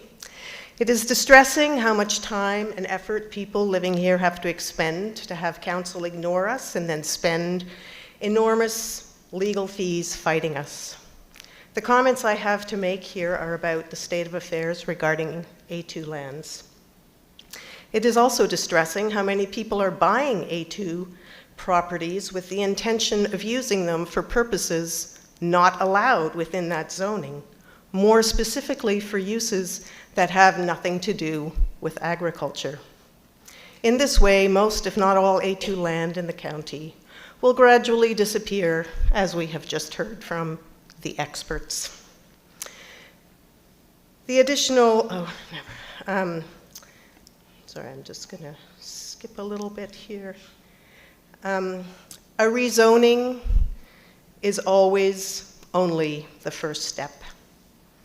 I wonder also what consideration has been given to how these development agreements affect the very possibility of future agricultural production on these lands, some of which was in production as recently as 2022. The additional buildings that have been going up at 1299 Ridge Road, which was a case I was deeply involved with, which were never discussed throughout the entire rezoning process, is a clear example of how the nature and characters of rural agricultural communities are disrupted.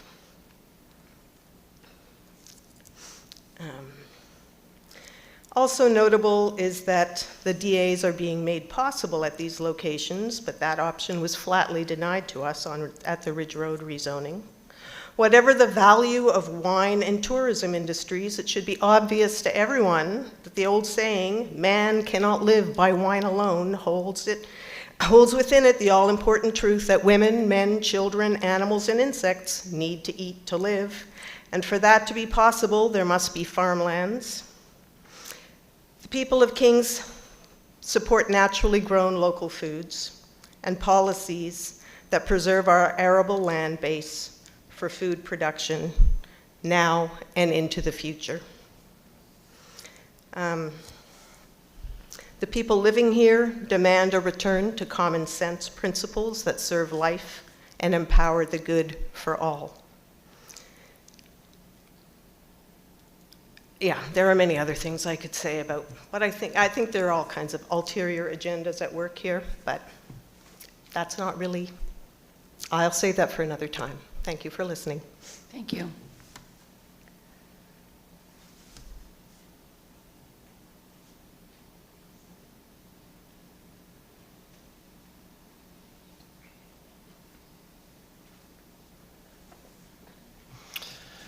Madam Chair, councillors, I'm Tyler Joran. I'm representing the Kings County Federation of Agriculture. I sit as president on that organization. I am here today to represent the concerns expressed by a member of our federation regarding the development in Scotts Bay. We advocate for the preservation of agricultural land. Can I get you to just set it a little bit forward? It's kind of hard to hear. Okay. Thank you. We advocate for the preservation of agricultural land, and this potential development is proposed on A2 being, and not too long ago it was in agricultural production. We are not against this development, but we see it as being in the wrong location, and that the proximity to an existing agricultural operation will cause conflict in the future. We have numerous examples and complaints throughout our federation of people moving into an area and then interfering with the day-to-day operations of an agricultural operation. Given the proximity, and as we've heard from many other people, noise complaints, smell complaints, and the various activities that may not take place during normal daylight hours cause a great deal of grief for an existing agricultural operation. And to further my point, I would just like to say that it is a great idea and a great concept. We just feel that it should be in a different location. Thank you. Thank you.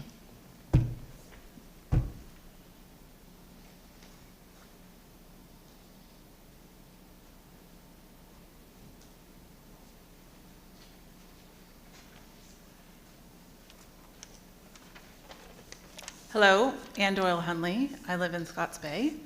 I'm here to talk about community development and engagement. That's what I do, along with some agribusiness consulting. So I'm concerned in general about the process through even this committee and the lack of meaningful engagement with communities when making decisions that greatly affect communities themselves. I have heard from many of my community members that when asking questions, both to our district councillor and planning staff, there's a general tone towards citizens of defensiveness and a lack of discernment between asking questions and questioning. And there is a difference between those two. And citizens have been met with defensiveness, meaning questioning, when they're simply asking questions at the beginning, which then starts asking more questions. When there's conflict in this county, there doesn't seem to be a mechanism to discuss, resolve, or co-create solutions. Citizens aren't able to participate in the process. They hold information meetings, not discussion meetings, not actual community engagement meetings. They're told that negotiations are closed between a developer and planning staff.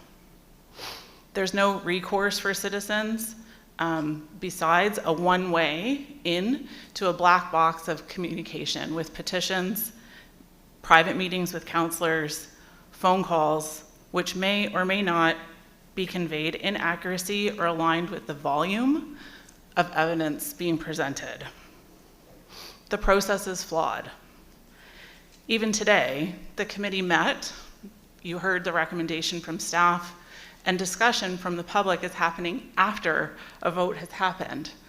This doesn't make sense to me. Taxpayers and citizens within this county are being asked to fight the decisions made by council and this committee, where it starts. Winning a UARB trial isn't winning. It means it points to a flawed system.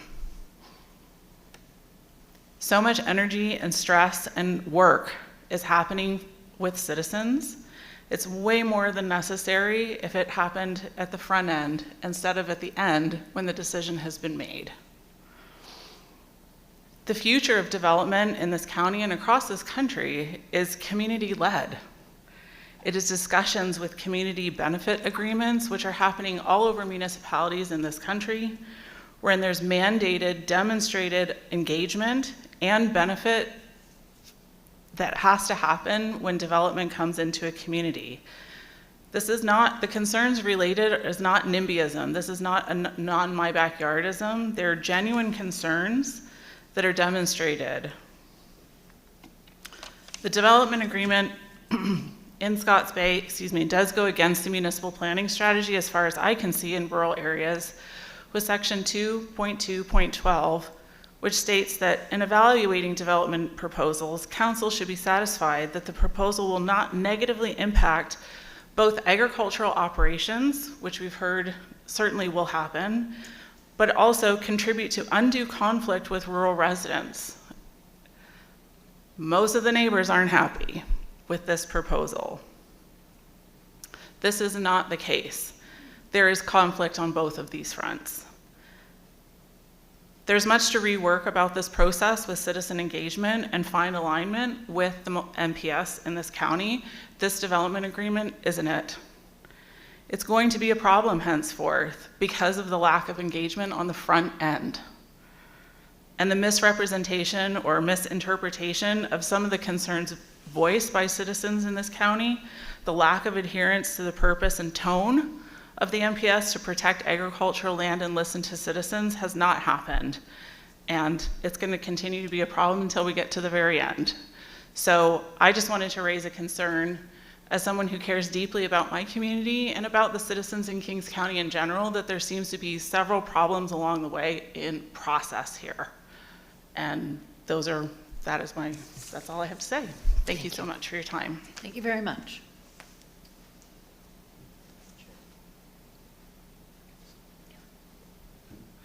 Mr. Morris has a previous engagement, he'll be leaving us, but we will carry on. Hey, good afternoon, Madam Chair, councillors, and others here. My name is James Millard. I live with my partner as a permanent resident of Scotts Bay at 1117 Cape Split Road. My presentation today is divided into two subject areas. The first is my personal views since moving to Scotts Bay, and the second is my professional and technical analysis of some of the key rationale used to support the development of the proposed development agreement. So, as far as introduction is concerned, I am a professional engineer. I hold a BSc in Geological Sciences as well as a Master's of Science in Environmental Engineering. And I have over 30 years of professional experience and am recognized among my peers as a qualified person in the subject areas of hydrogeology, surface water and quality and quantity, environmental effects, environmental assessment practice, and environmental permit applications for various types of project developments as far as other subject areas not necessarily related to this application. So I'm going to start with my my personal views, unload a little bit as to how what I've observed since moving into the community as a pretty much a objective person moving into a new community and trying to make a new life here. So first of all, I'll say that we have numerous friends and acquaintances in Scotts Bay and in the vicinity of the proposed campground. And from a personal perspective, I'm concerned that this campground proposal has needlessly turned many Scotts Bay's residents' lives upside down over the last several years. In my view, this controversy is completely unnecessary because common sense dictates that a campground should not be situated in the middle of the historic Scotts Bay community and immediately adjacent to the existing Historic and a centuries-old community neighborhood, and in the midst of active agricultural lands, as has been discussed here previously. This campground proposal has created great divisiveness in my newfound community. It has had, and if approved, will have many negative impacts on people and on its community members. Personally, I'm against this proposal with regard to location. Again, I'll echo the same idea among other folks that have expressed negativity. It's in the wrong location. I totally support the campground concept, wrong location. The positive economic and social benefits to the community from this proposal have not been demonstrated by the proponent, in my opinion, and are overwhelmed by the negative adverse impacts to the community, its people, and their health, its existing land usage activities, and environmental impacts. So those are my personal views that have been shaped by my personal experience and interaction with the community, and those views are also informed by my professional background as a professional geologist in Nova Scotia and expertise in environmental science. So, onward to my professional views. So with the limited time available, I've decided to focus on two key aspects that form the basis of the development agreement and are reported by the municipal planners as being key to justifying the proposed development agreement. I would refer you to Appendix B of the development agreement, general criteria to consider for all development agreements and land use bylaw amendments. This section of the proposed development agreement is key and provides the basis for the acceptance of this development agreement by council. I will demonstrate that the several key points put forward by the municipal planners who drafted the document are potentially flawed and or lacking in sufficient and detailed evidence regarding two key areas. So referring to Appendix B criteria used to support development agreement, the first area that I'd like to focus on is criteria C, subsection 2, land use compatibility with surrounding land uses. Staff say they do not expect any compatibility issues because the development agreement requires a setback of 75 feet between any development and the lot line. So my professional opinion, a 75-foot setback, even with a vegetated perimeter, is inadequate to prevent local residents who live adjacent and near to the campground from being exposed to serious and disruptive noise pollution that will affect their enjoyment of their properties and have potential negative health-related impacts. There are also air quality issues stemming from the potential of many campfires, simultaneously burning and gasoline-powered generators running that will cause local air quality degradation, potentially affecting the well-being and health of community members. The development agreement should be rejected on the basis that a 75-foot buffer is inadequate to protect community residents from campground noise and air pollution and cannot be justified on the basis of available scientific peer-reviewed literature and other sources of authoritative information. Second area, technical area I'd like to talk about is criteria C, subsection 6, the adequacy of sewer and water services. Staff say that on-site sewer and water services will be required. Staff also state that they consulted directly with the Nova Scotia Department of Environment and Climate Change related to water quality in the area, and no concerns were raised. Furthermore, they state that the publicly accessible well log database, which I'm very familiar with, for other wells in the area do not have any information and would cause concern related to the water supply in the general area. So my professional opinion on this, from a hydrogeological or groundwater perspective, the groundwater resources throughout the North Mountain basalt, which is in the area that's being developed here, where the proposed campground is located, those resources are reported to be limited.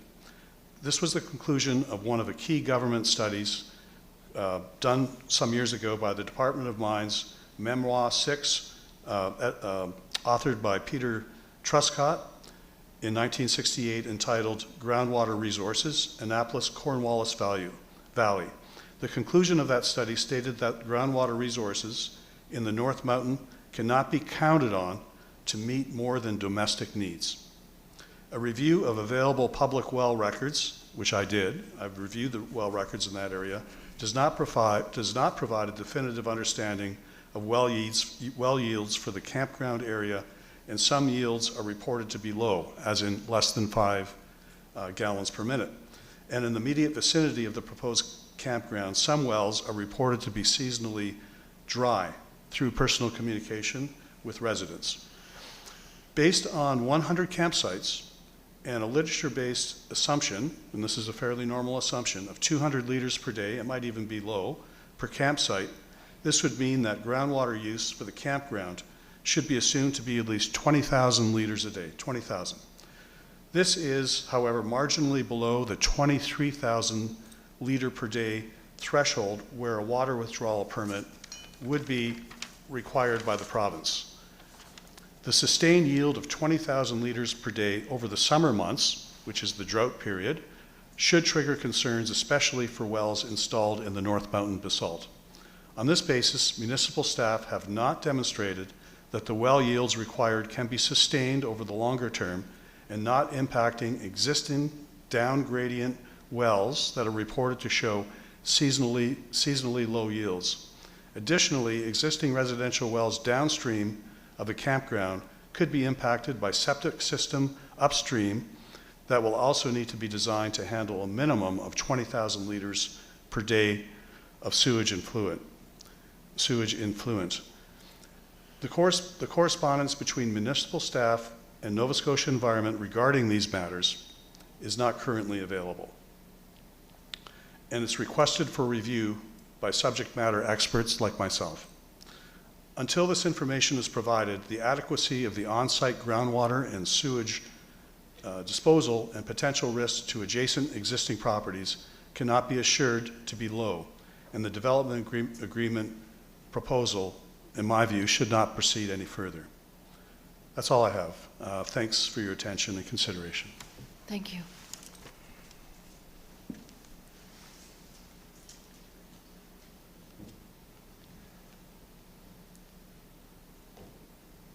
Mic is free. Anyone who'd like to come down?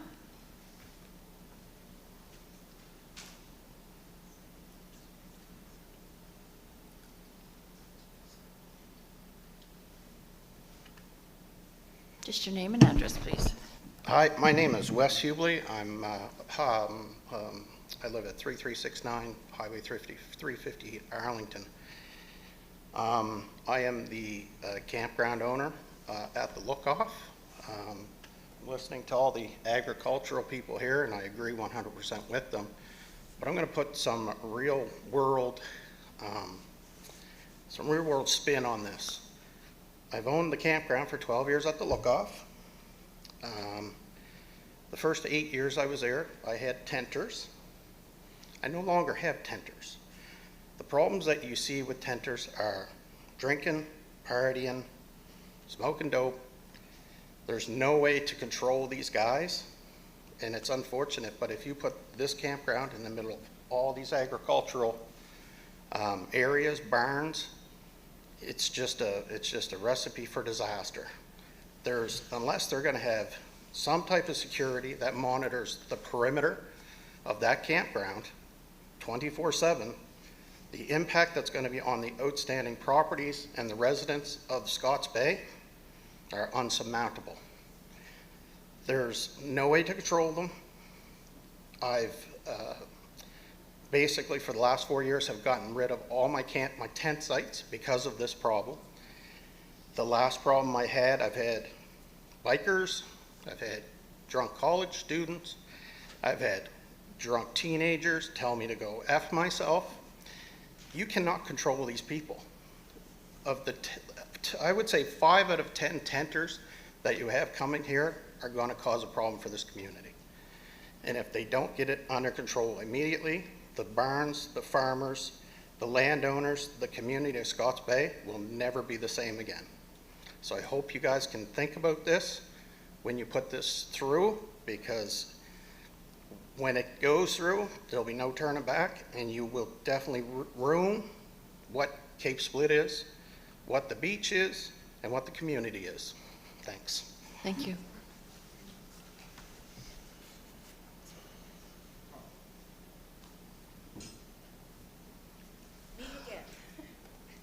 I was not going to speak. My name is Sharon Atwell. I live at 1235 Ridge Road. And for this moment, I want to speak about the impact that would be left after you rezone, because we at Ridge Road are living it. My neighbors are running around, including myself, which I'm about to go by, with headsets on their heads because of the noise. My house is almost 500 feet away from the location. And I'm telling you this because 75 feet is nothing. They're going to have to live with what's going on after you vote yes. Besides the impact of losing more A2 land, which has become an emotional issue for me, and I am emotional today because I know what these people are going through. We went through it. The stress that you are creating for these people, the money that they have to spend out to defend their own lives, their work, their dreams, their hopes, all rely on a vote that you are going to make, and that is not right. People in community have a right to live in a way they want to live. They don't need somebody, some great authority, telling them what's allowed, especially when they're not listened to. And I know the impact of that. What happens after you rezone you don't control? I listened to Mayor Matart, who I deeply respect, tell a woman whose life was so greatly impacted in a Canning meeting that she lost a portion of her land from water because of a development that there was nothing she could do about it. In our case, there is nothing we can do about the obsessive noise that continues from the site you allowed to rezone, let alone the loss of Agra land, which was ignored in A2. It's like you're just giving away A2 land, like it's not worth the fight for you. It's worth the fight for us. And that is why so many people have been fighting this through Kings County in the last year and a half. This is not right on a moral level. And I'm asking you to think of when you walk away what you're leaving for the residents and the impact it's going to make on them. My cousin, although he's probably irrelevant to any of you, is an RV camper. I know the life she leads, and I know the impact that will be made on these people. I feel bad for the applicant because maybe their heart is in the right place. But once again, this is not, you can't move a large RV campground into a small community and not expect it to be overwhelmed by the campers. They're going to have the community, not the people that live there, not the people that work there, not the people that pay the taxes, not the people that vote for their counselor. So you have to realize that your voice has so much power on the lives of an individual, on a whole community, that it changes everything. And it will change everything. And then there's nothing they can do about it. They're helpless to do anything. I'm asking you to think about that because it's real. Thank you. Thank you.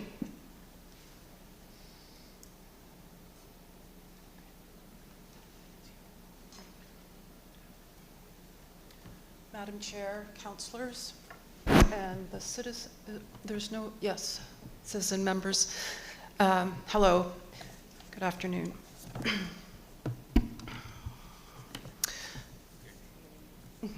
I'm getting there, thank you. My name is Athena Koros. I'm a chartered professional accountant. I've been retained by Cape Split Farms Limited through Juniper Law, Jamie Simpson, to prepare a due diligence assignment on the proposed Scotts Bay campground. And in that context, my team and I determined that it would be appropriate to hire a traffic consultant expert to prepare a traffic impact assessment. And in doing that, we hired Harborside, which you heard from earlier today.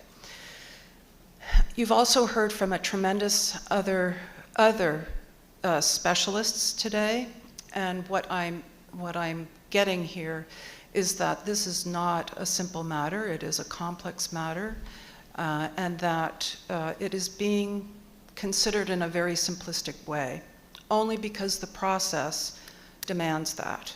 It's not that due care is not being taken, it's just that it's the process. And I agree with some of the other speakers that the process doesn't accommodate assessing this type of development without expertise in agriculture, in hydrology, in traffic. And what concerns my team the most and my client is that the proponent was not required to hire any of these specialists to determine if the land was appropriate for this development. You've heard a number of times that location is important, and in real estate, location, location, location is what counts. And placing this proposed campground in the middle of an industrial agriculture site is concerning to have that approved. In that context, I would like you to consider a number of questions, and I sent these earlier to you. And it's with regards to process and how specifically the agreement or the reporting that was put forward by the planning department was provided and what we saw in the process to analyzing this. Unfortunately, the reports were provided. It was a report, including the agenda, or reports and agenda, that exceeded 100 pages. They were not numbered. This was not easy for myself to analyze. I had to do quite a bit of work to get to the point where I understood and saw that everything was tied together between the report and the development agreement. That is why I sent earlier the report along with my comments, so that you, and I will send it out to the remaining council so that they can have a good look at it. The scheduling of these PAC meetings is concerning. As mentioned before, we have public input come in after the reporting is presented and the recommendations are either approved or set aside. We were hoping today that the proposed campground would be put back to staff so that additional information could be provided, so that more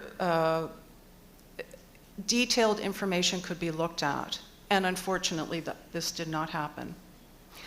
One thing I found very interesting today was the conflicts of interest, as they were noted on item 5 of the agenda, were not mentioned today. And I'll give you one example, and that is with regards to to Mr. Jeff Scaling, who is the beneficial owner of the applicant corporation Brio Holdings Limited.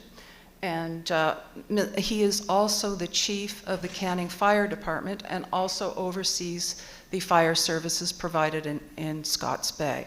And this is of concern, that this was not mentioned.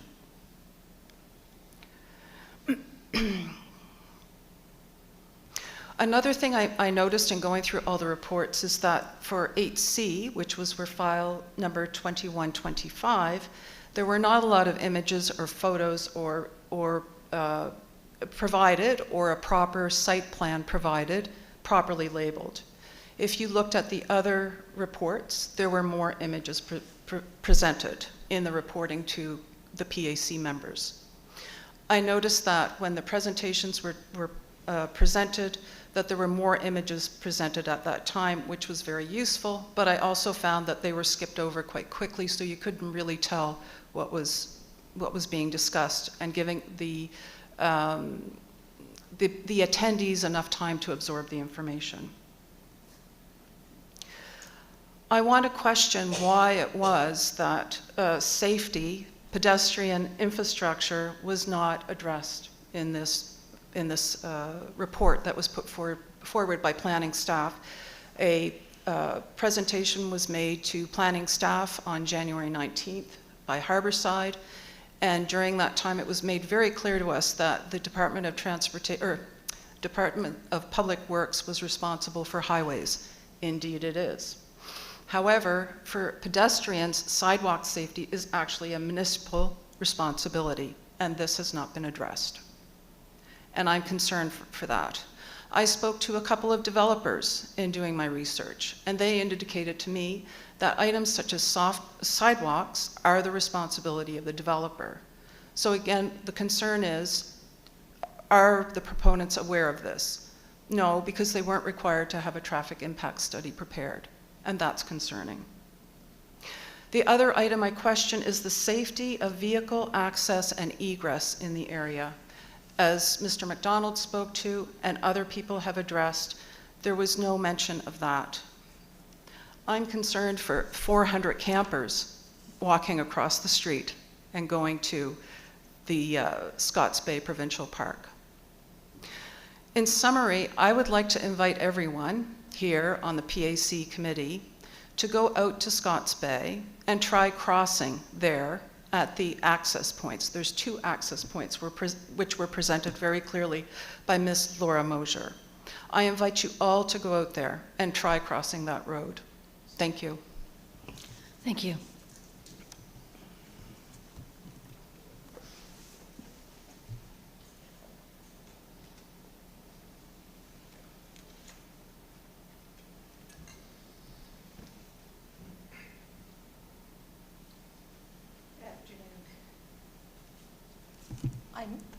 I'm Nancy Roscoe Huntley. My husband and I live at 5711 Route 358 in Scotts Bay. I am one of the nearest neighbors on this proposal. And it's alarming to hear from Mr. Millard about what's going to happen to our well. It's also alarming to hear that every day when we drive out of our driveway, are we going to be safe? It's also alarming to know that we are such a distance from help, such as the RCMP. So good afternoon, Madam Chair, council members, municipal staff, guests, and friends. I'd like to take this opportunity to speak about the proposed campground for Scotts Bay. My husband and I live there, as I said, but we also wear another hat. We're also the owners and operators of the Canning Village Meat Market. To give you a brief introduction of who we are, my husband, Oscar Huntley, was born and raised in Scotts Bay well over 70 years ago. In the late 70s, we purchased our home, which needed a tremendous amount of repairs. We saved and we put every cent we could into restoring the old property in hopes we would live our lives here comfortably and peacefully. We both have worked on many community causes. Oscar worked diligently with Bill Poole to restore the community hall, and we continue to support our community in many ways. This was our dream, to live in our home as long as we could, and then at the end, when we could not keep up with the property, we would either sell or pass it along to family. However, with this proposed campground, we've been told that possibly when we sell, we could almost lose 40% of our current value. So we may lose any possibility of living an alternate life living arrangement with any amount of support financially or with dignity. Our property was once an agricultural registered farm. We used to raise lambs, turkey, chickens for our commercial outlet, and over the years have let local farmers harvest hay, potatoes, and cabbage. But since then, we've had to give it up due to failing health issues in our old age. We have 4 acres of agricultural piece of land that could be put into use by the next generation. Our children may take it over and do that.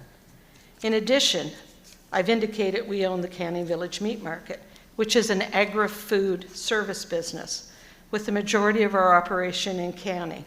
In addition to that location, we operate plant number 53, located in Scotts Bay, which houses our smokehouse, where we do pepperoni, bacons, and other products.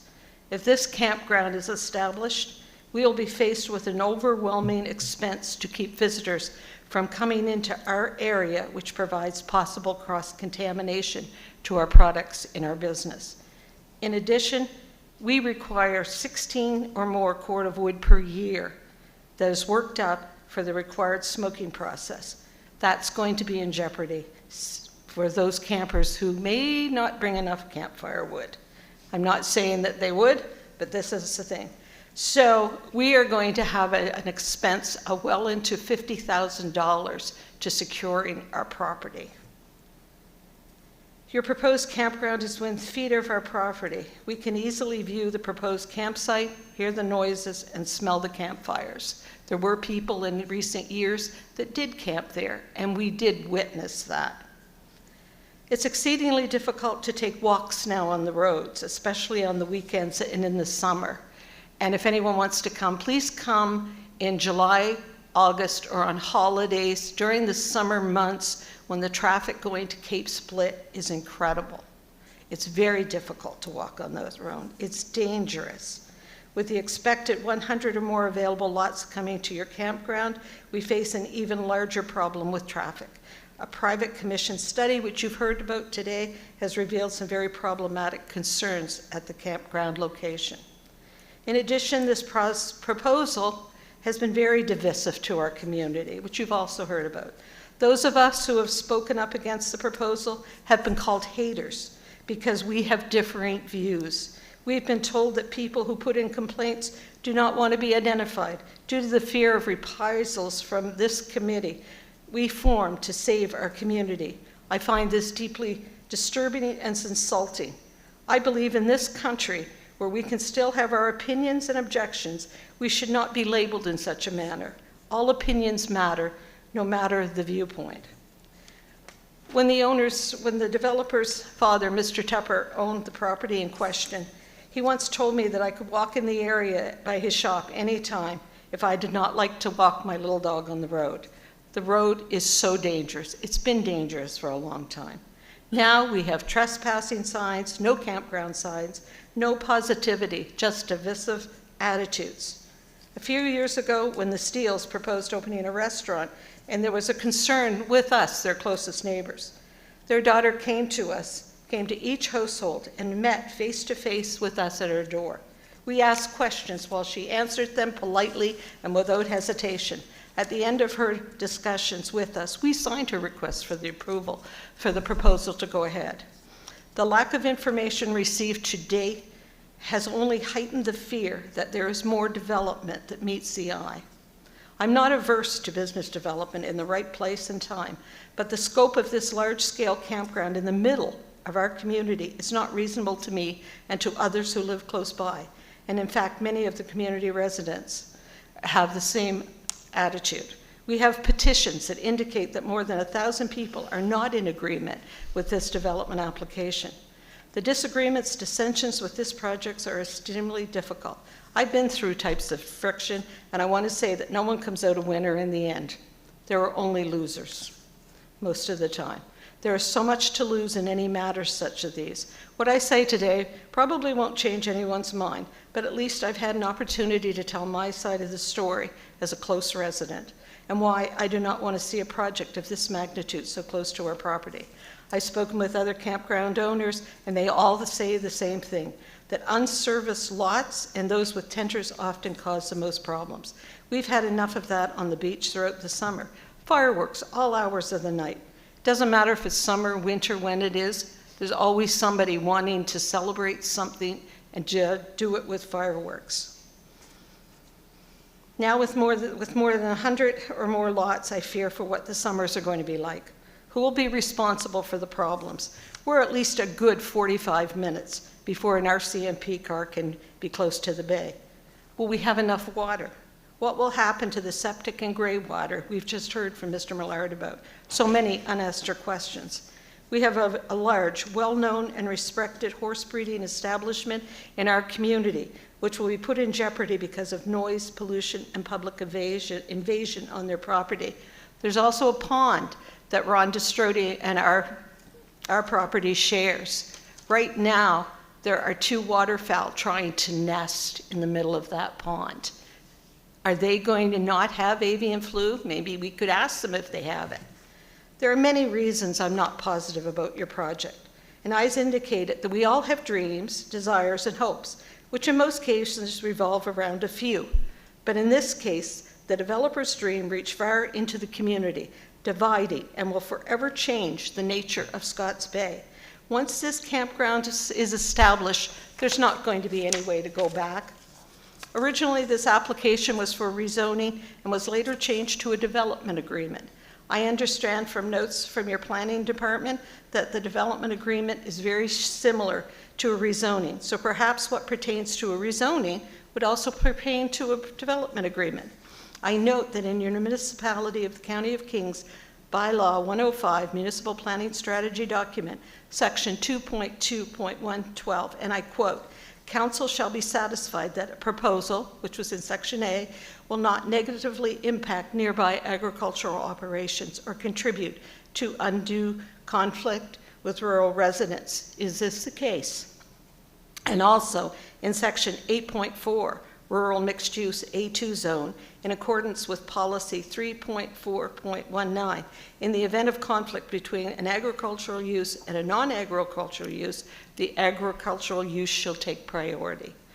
I therefore ask for clarification that can one state that this application does negatively impact several of the agricultural operations in our community, and it will contribute to undue conflict with our rural residents in Scotts Bay, many of whom live within meters of this large-scale campground. Thank you for your time. Thank you very much.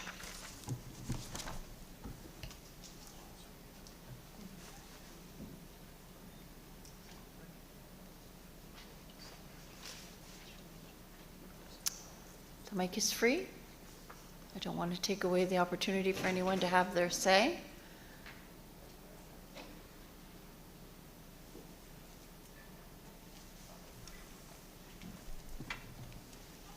Good afternoon, councillors, Ms. Mosier, the public that are here today. I had not planned to speak. My name is Dale Steele-Nikoloff.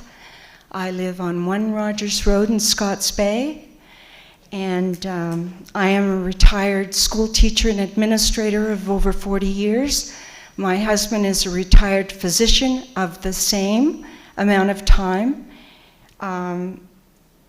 I just would like to say that we moved back to my ancestral home 3.5 years ago, and we did it, and we told everybody that it was to explore a healthier lifestyle. 2 years ago, or more, this campground proposal started. I don't believe that it is right for any one family of developers to disturb the harmony and peace of an entire village. That to me is totally unfair. My property is unfortunately on Google Maps as the way to Amethyst Cove. I have spent thousands trying to stop this liability issue. Now, with the increased traffic and people trespassing all over my land, this is going to be accentuated. I'm not looking forward to that. You can be sure that there's going to be a car every weekend leaving that campground, perusing the village to see how many summer residences are vacant and how many are not. Can you imagine the implications there?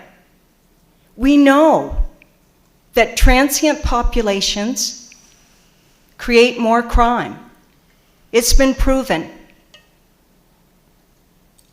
Just go on Google. You'll find anything you want to know. I have written many letters to council and to the planning department. One I spent 20 hours on, and you were all given a copy of it. And I proved in that letter that 10 of the 12 goals and amendments in your own strategic planning policy did not meet the proposal. A day and a half later, this rezoning application was changed to a development agreement, which is a loophole for you to break the law. I met with Keith Irving, and he said there were over 2,000 development agreements in Kings County alone. And many, many have gone to appeal. I can't even tell you the number on that. What does that tell you? He said the problem, Dale, with development agreements is there's no policing. What they say in a development agreement is not necessarily going to be done, or what they don't say is going to be done, and there's nobody to police it. He said, take the development in New Minas, the asphalt plant, in a residential section, and those people have had to live with that for years. And that's the problem with development agreements. Halls Harbor knows that. Wolfville Ridge knows that. And when this development agreement is ever sold, the new owner, they can make changes and do whatever they like. I can't see that there's any way that this is fair, that the method is fair. My husband and myself have almost been run off the road on that blind corner. And for my husband, it was particularly unsettling. Him having worked full-time in Merge for 7 years and seeing all kinds of accident victims and having just recovered from a broken hip, he literally had to jump in the ditch. I'm not exaggerating this. The person that almost hit me on that corner, it's a blind corner. He couldn't see me. I had to do the same thing. So that I'm not telling you this from statistics. I'm telling you from personal experience. This is a danger to public safety.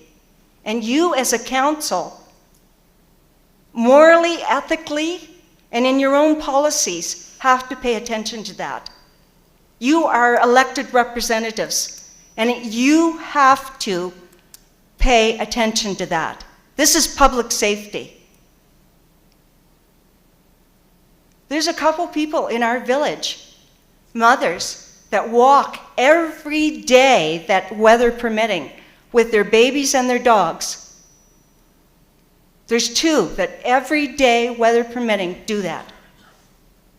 And the dogs are on leashes. Do you think they're going to be safe? No, they're not. Not with all this increased traffic.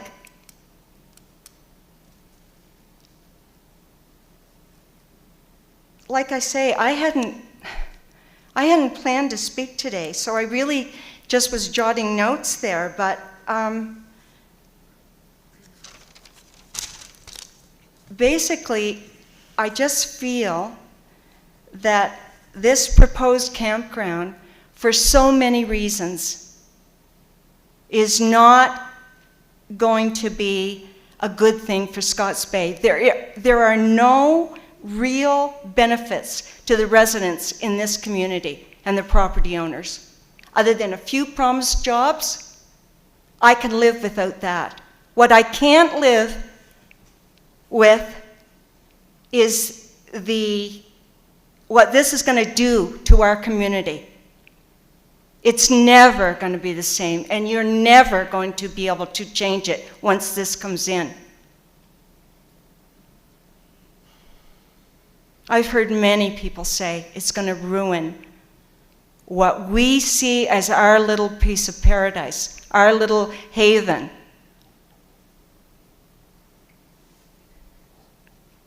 Our quality of life will never be the same. Like Mrs. Huntley just said, Mrs. Oscar Huntley, she just said, you know, she's put her life savings into this. And I will tell you that when the mayor and June Granger came, Councillor Granger came to Scotts Bay, and another person spoke up and said that he had spoken to the planner, and the planner had said to him, well, haven't you ever had a dream? And after he explained the situation to Mayor Matart, Mayor Matart commented, well, I guess it's a nightmare for you. And he was absolutely right. I thank you very much. Thank you.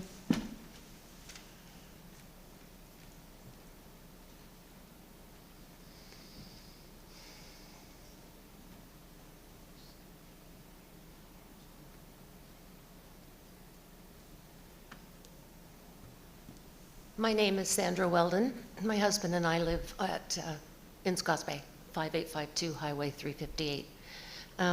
I just kind of have a couple of concerns. When the report was put out for people to look at, the planning report, I was concerned that there were a couple of things that I thought were missing. One was the fact that there is land owned by Indigenous people in Scotts Bay.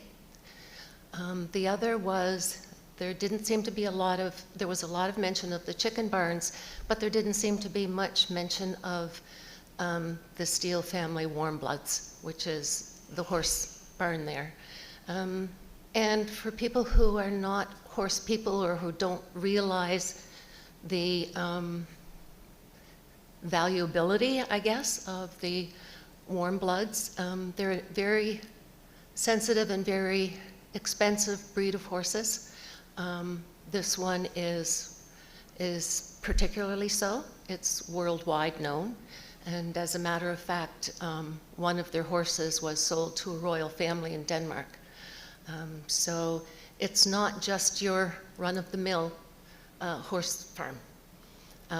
Also, for those who aren't aware, horses are extremely sensitive to smoke smells, loud noises, all of that kind of stuff which would come from the campground. As well as a lot of people that have spoken here, we're not in disagreement with the campground. We are in disagreement with where it's going to be. As far as that corner that has garnished a lot of attention, personally, years ago, I left home and was heading to Canning, and not being a very speedy driver and being aware of that intersection, I slowed down before I came to it. And it was a darn good thing, because there was a child that had run out and was in the middle of that road. I couldn't see it from coming into it, but it's a good thing I had slowed down because I was able to stop. I can't imagine how I would live with myself if I hadn't been, and if I had struck that child or that child's parents. How would they ever go on? Just additional considerations. That's all I have to say. Thank you. Thank you.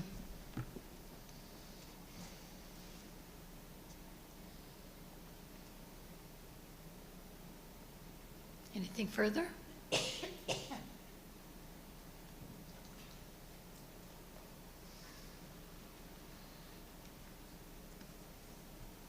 I'm Julie Scaling. I'm from Canning. So it's our proposal, development proposal. It started off as an idea that I had because I had our land in Scotts Bay where I grew up. I'm sorry, I'm emotional. It's just hard to hear. I understand. The intention was to try to provide opportunities for my daughter and for other people who don't have opportunities. And I have fond memories of camping and having it be a place where people come together. And Scotts Bay is beautiful, and to have people experience that property and again to get away from life and to reconnect. Sorry, it's supposed to be a place of trying to reconnect. I didn't want to see the land go unused, so I wanted to have some purpose. So my proposal was genuine to try to help. And I didn't realize how much every single problem, but it was never really discussed directly with me. Everything certainly came to the municipality. I was trying to follow process and do what I'm supposed to do to see if we could get this to go forward. And I'm so sorry for what everybody has to go through. I'm so sorry for the community that you feel this way, and I legitimately am not trying to make your lives worse. I'm not trying to destroy farmland. It was just something to try to help, and I'm sorry. It would be nice to have a dialogue with people directly to see how to have solutions. And we went to the meeting in Scotts Bay on Friday night just to listen, to try to engage, to try to find ways. And maybe we still can. And that's all I'm going to say. Thank you.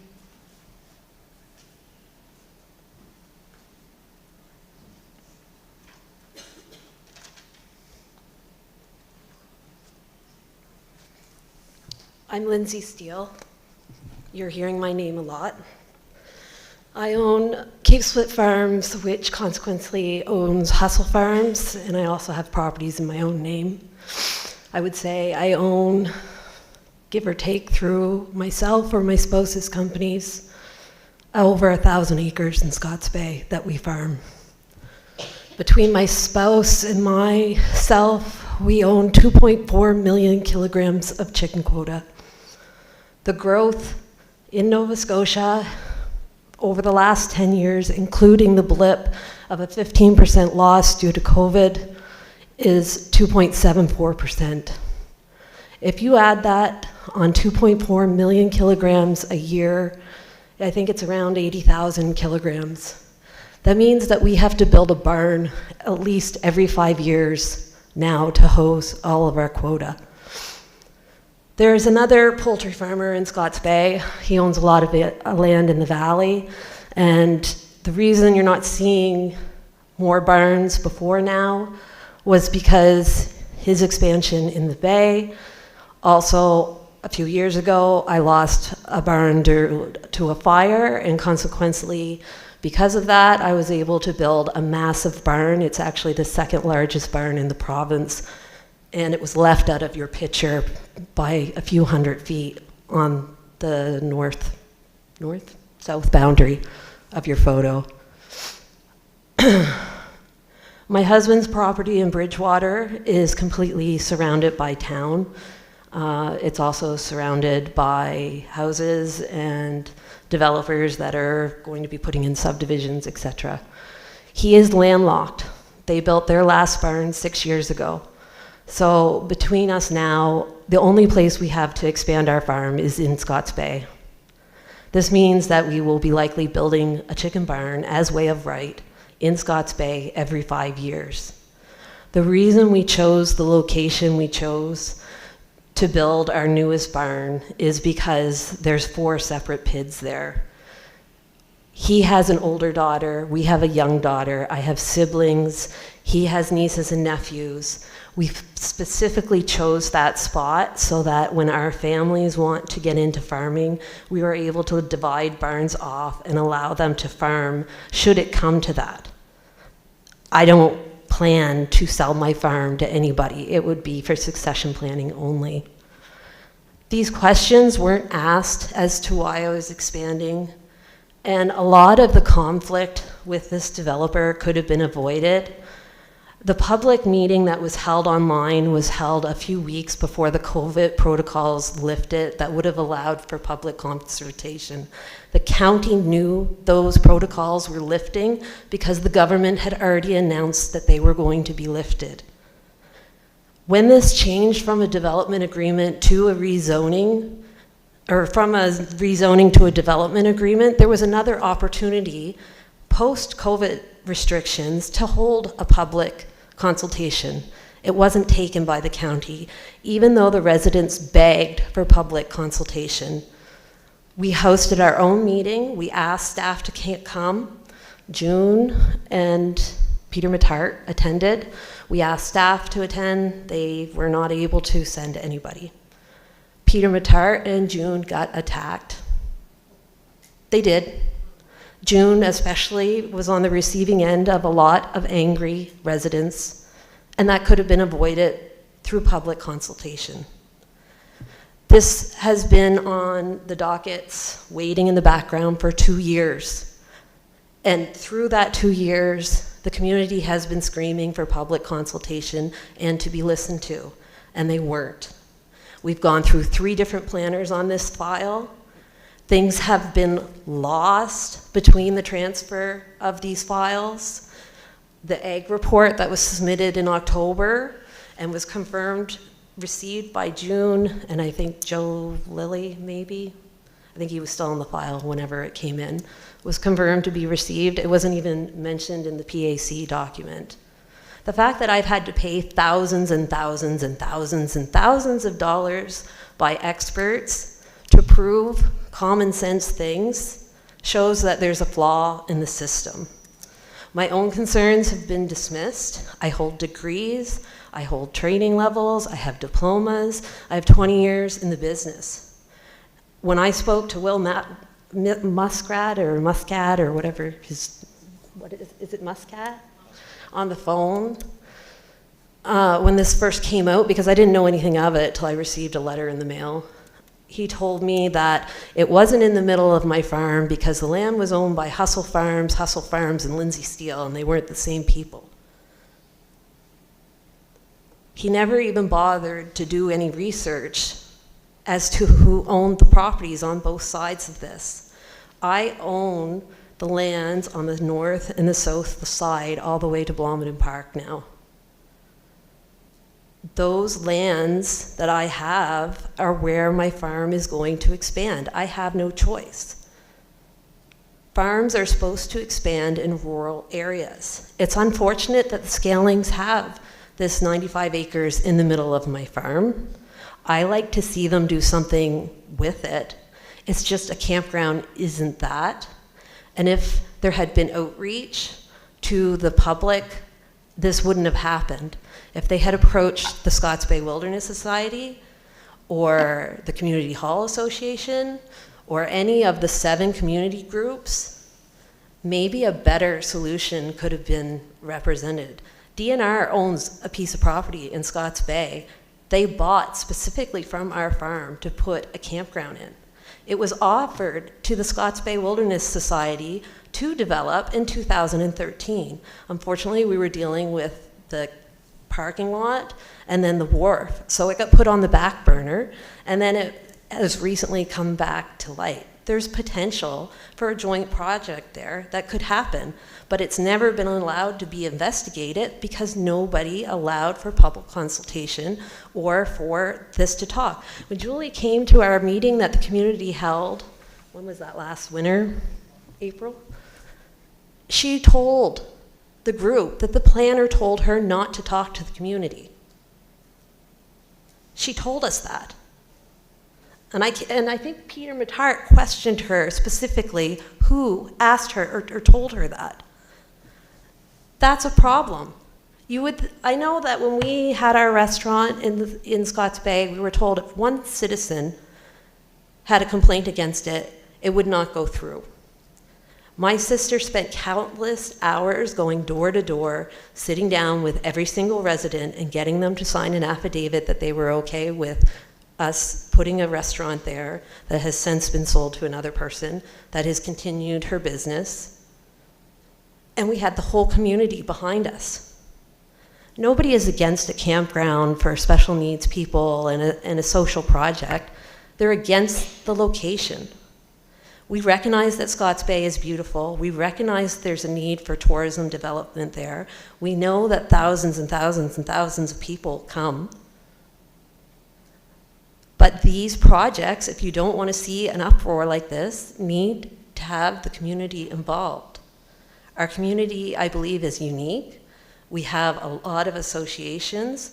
We actually, Anne didn't even mention it, but she just recently won an award for developing, what is it, tourism? Experiential tourism. So the Scotts Bay Wilderness Society will be hosting events with funding from this scholarship or bursary that she just won that will engage public tourism. The community's not deaf to tourism. We're not deaf to development. We just want it done responsibly. And I guess that's all I have to say. I appreciate that. Thank you.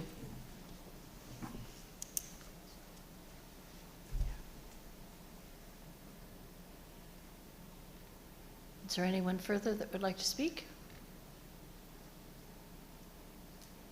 Anyone further?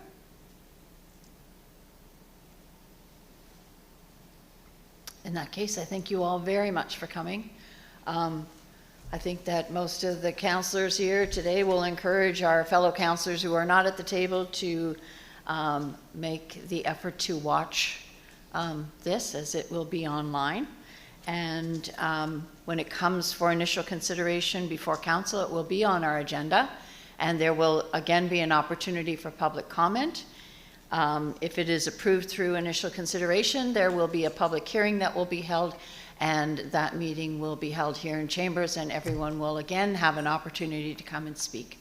So I encourage you to stay engaged, and we'll do our very best to make sure that you all know when those dates and times will be. So I thank you all for coming. I will entertain a motion to adjourn. Councillor Granger, Councillor Allen, thank you. All those in favor? That's unanimous. Thank you all very much.